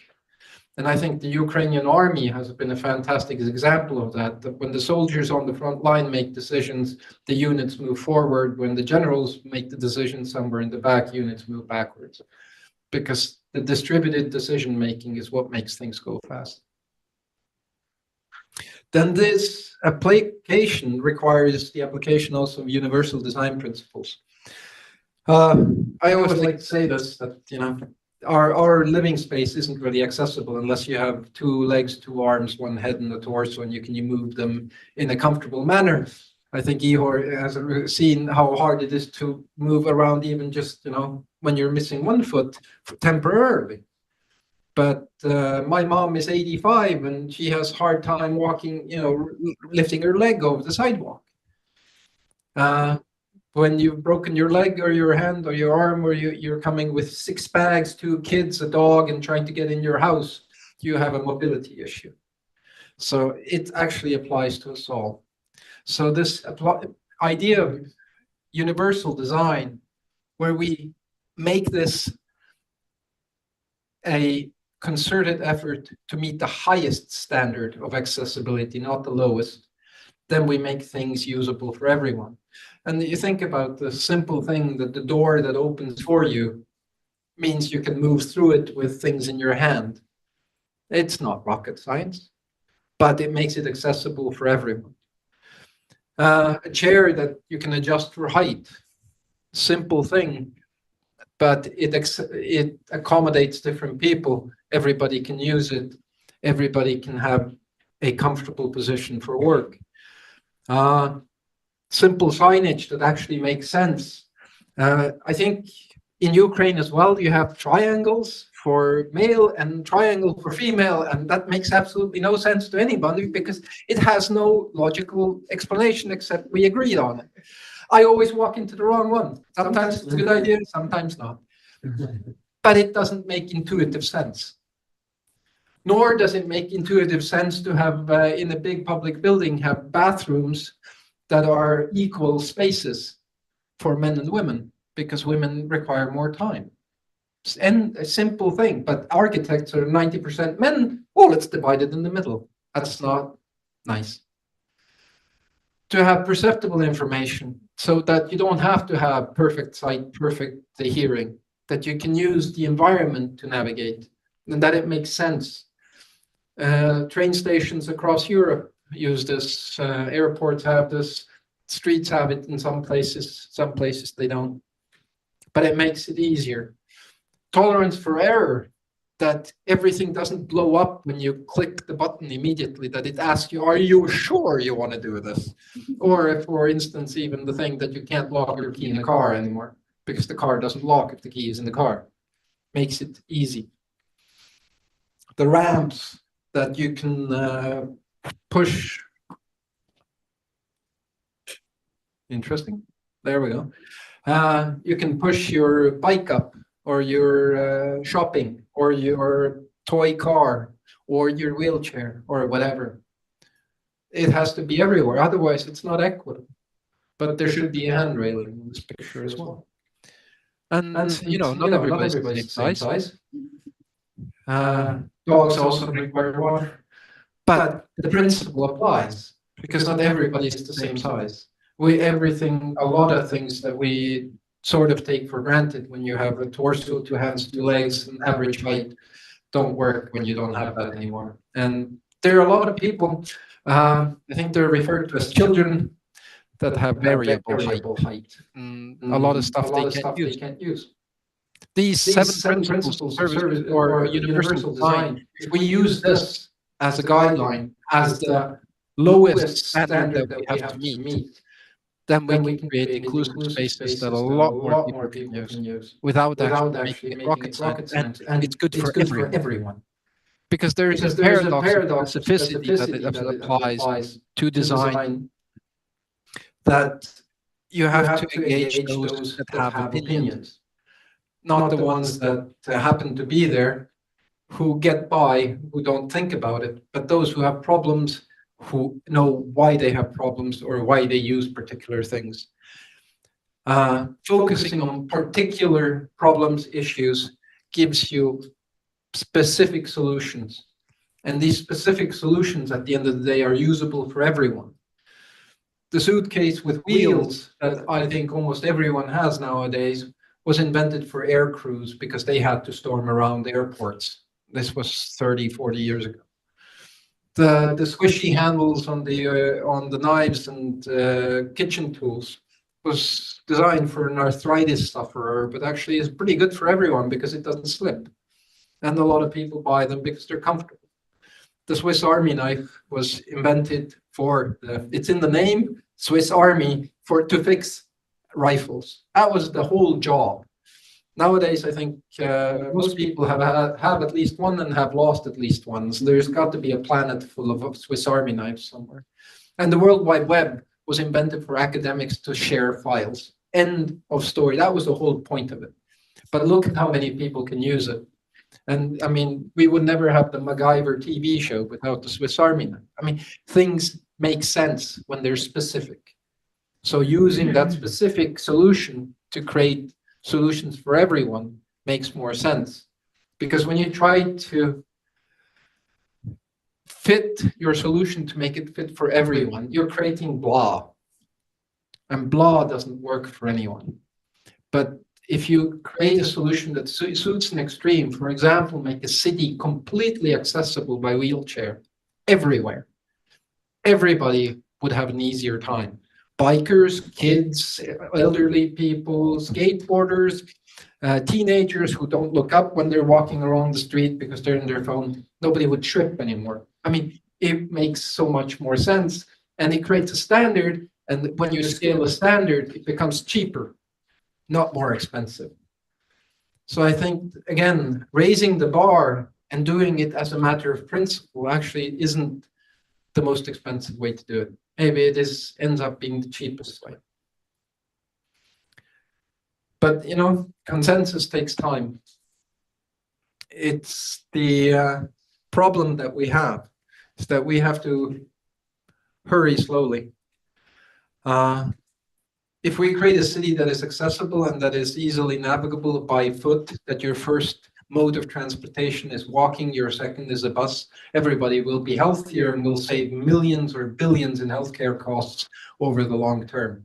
In the short term, however, somebody has to pay for it, and then there's the big argument, who pays? But we have to make these decisions and go through the processes. And it means involving all of these people. And to really involve the community. It's not just the community. There is everybody in the whole value chain has to be involved. We have to look at the truck drivers who deliver the modular buildings, even how they look at things, what they want to do, or the governments and the laws, or the material manufacturers, importers. Everybody has to be involved in order to develop a solution that is actually resilient. Because the alternative is that we end up somewhere where we don't want to go. In inclusive design, there's a very simple statement: nothing about us without us. So for whomever you're doing something, you have to involve them in the solution. You can do that, then you can scale it up and you get acceptance, people who want to use it. Otherwise, I deliver something for you and 5 years later it's empty. Nobody uses it. And that is the biggest waste of money of all. And you know, the other option is that we've been here before. We do it the central government planning way, then we end up with exactly the same kind of big ugly thing that, I mean, if you have an option, you don't want that. If you don't have an option, you take it, but nobody's really happy. So that's the learnings that we have from this program, is that nothing is new, but the opportunity with technology and what we know about inclusive human-centered design that we didn't know in the 1940s, 50s, can change the opportunity for Ukraine if we adopt a local standard. And just because of the scale of the Ukrainian market, it would actually force the standard on the other countries as well. If you want to play, you play by these rules. You could actually get a lot done. Thank you.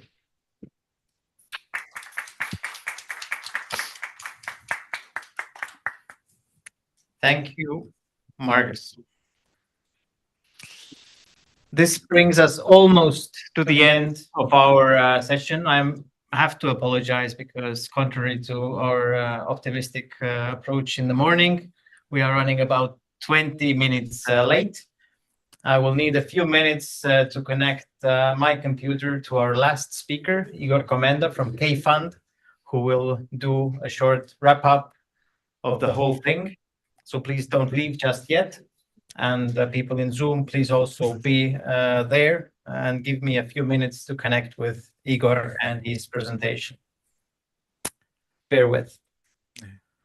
sul on junni vaja või sa võtad oma taha või?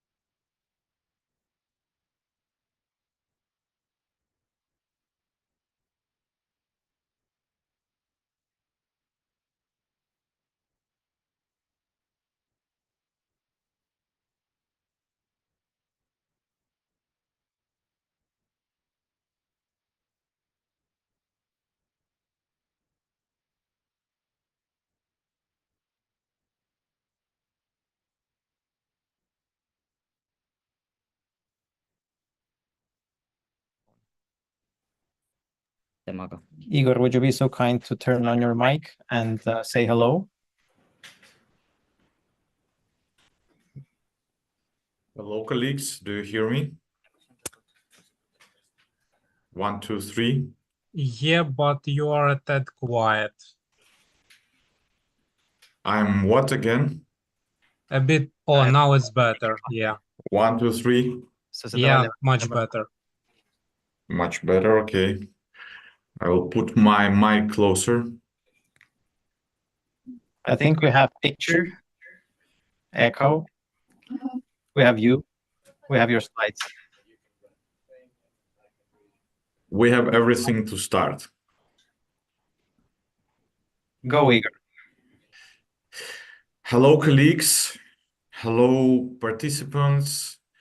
It's an honor for me to wrap up this event, meaning wrapping up in general our European Design Upgrade 3.0.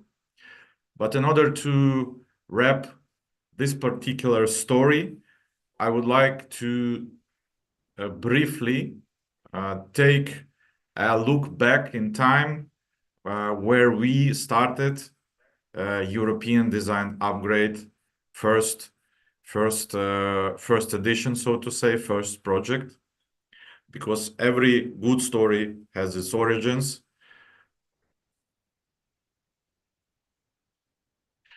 So European Design Upgrade first project was implemented and started in 2020. At that time, just COVID started, and we thought that we are working in the hardest conditions possible, where no offline events could be possible, and all our so to say approach, all our program was structured that we needed to travel to our 3 implementing countries. It's Ukraine, Belgium, and Finland. But unfortunately, right now we understand that that time was not the worst time for Europe, for Ukraine, for European family, and for all democratic world, I would say.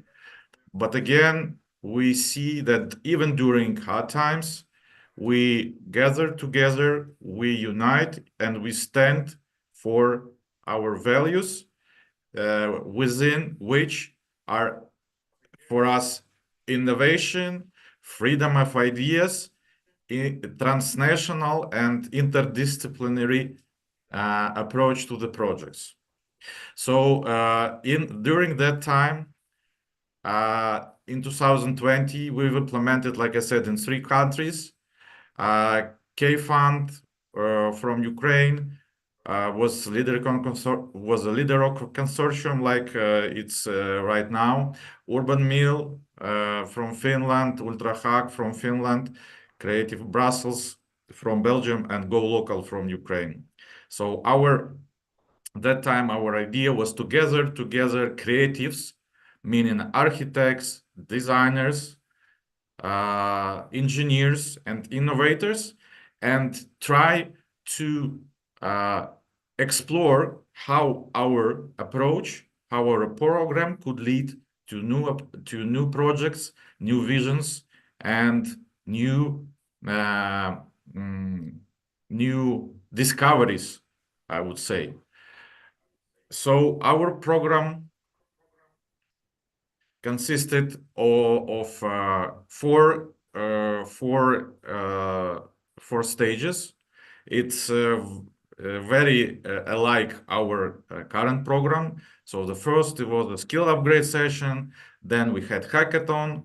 What differs EDU 1.0 from our project is that we had prototyping stage, which we doesn't have, unfortunately, right now. But again, the whole idea that we develop projects, choose best projects all over 3 participating countries, and present them on Dutch Design Week 2020. So that time, the Dutch Design Week, a huge design event, pan-European event with tens of thousands of people yearly. On that year, it was carried out totally online. But again, we adapted our model. We restructured all our activities to online, and we had beautiful results, making 3 projects from Ukraine participating and presenting themselves changeable, nano retention, and pin glasses. So everyone who wants to find these projects and to know about them more can visit our YouTube channel, European Design Upgrade, or our Facebook page. You can look there and explore what kind of project there it was. So European Design Upgrade second edition. It was implemented only within Ukraine.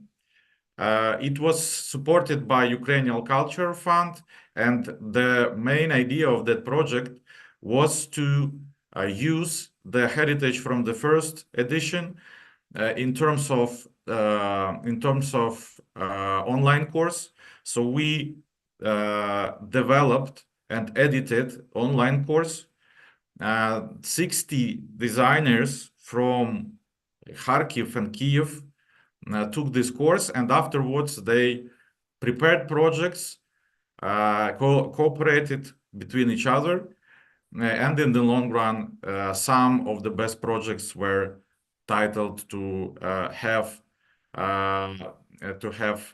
studies or to have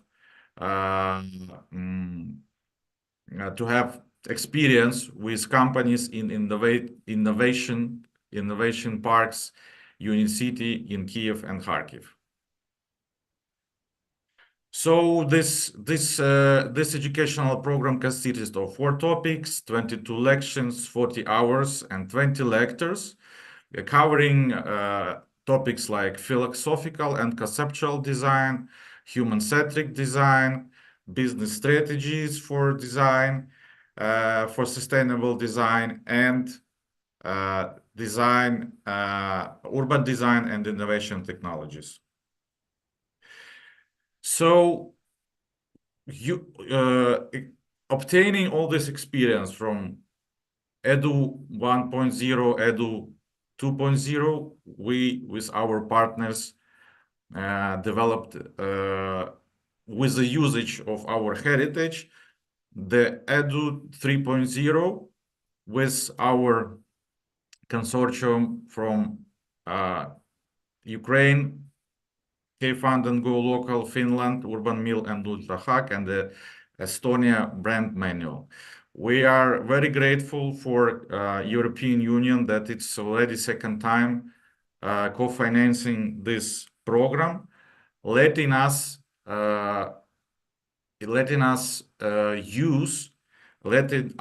operate our model where we provide skills and knowledge.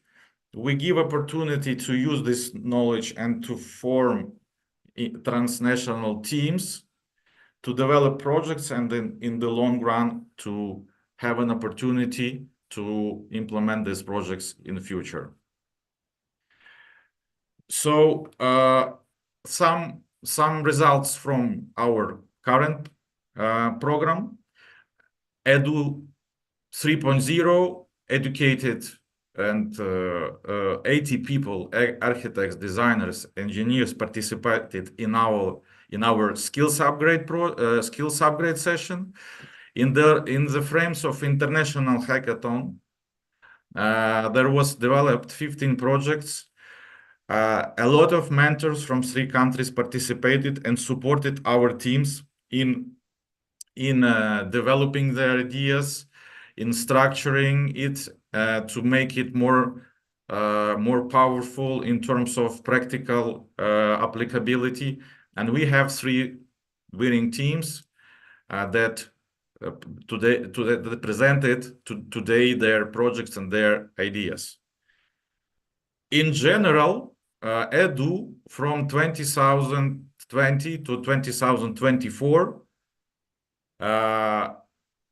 within our project, there were developed over 50 design, construction, architectural projects. We've implemented 2 international hackathons involving Ukraine, Belgium, Estonia, and Finland, and over 240 young professionals and university graduates obtained new skills, new knowledge in order to be more powerful, to innovate and to make our future and our present better. So what are our next steps? So we are definitely thinking about how we can use already obtained experience and again explore new visions, new angles of what can we do in terms of modular construction in Ukraine and reconstruction as a whole. So what we see right now that there is a big need for collaboration for organizations, experts, and businesses outside Ukraine, but with an angle of reconstruction. So we are already created and will be developing digital platform for collaboration of experts, business, and others, and make activities in order to foster this cooperation. Second is what we are planning. We want to implement pilot projects, implement projects that were developed in the frames of EDU 3.0. So we will assist and continue our teams to find resources and possibilities to make something tangible. And for sure, we are ready to obtain any kind of your thoughts, proposals for cooperation.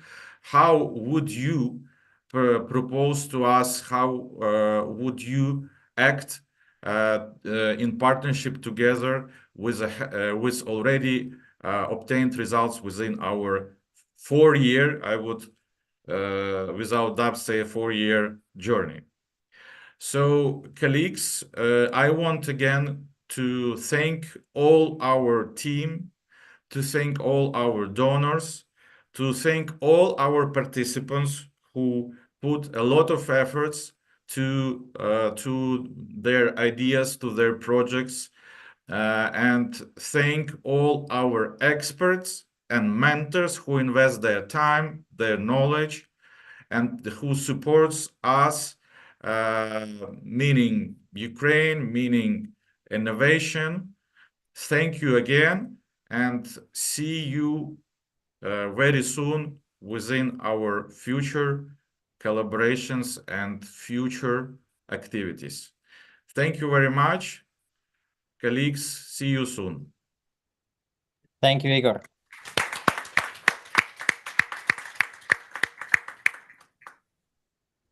And thank you for the echo. You For have the your music. mic on. I hope everybody on Zoom can hear me. If you don't, you are not missing much, because I want to say thank you for participating. Thank you for bearing with us. Thank you for accepting the small technical difficulties we had. We will be providing you with a recording of the session later on. So please enjoy the rest of the day, and thank you. Bye-bye. Thank you. As to everybody here in this room, there is lunch basically served for you in the form of light snacks and drinks. So let's have some mix and mingle. And as I mentioned earlier, we have a tour guide joining us in about 45 minutes. I guess, Igor, it might be a little bit hard for you to participate. However, everybody else is welcome for this special tour. Why it's so special, I really don't know. But as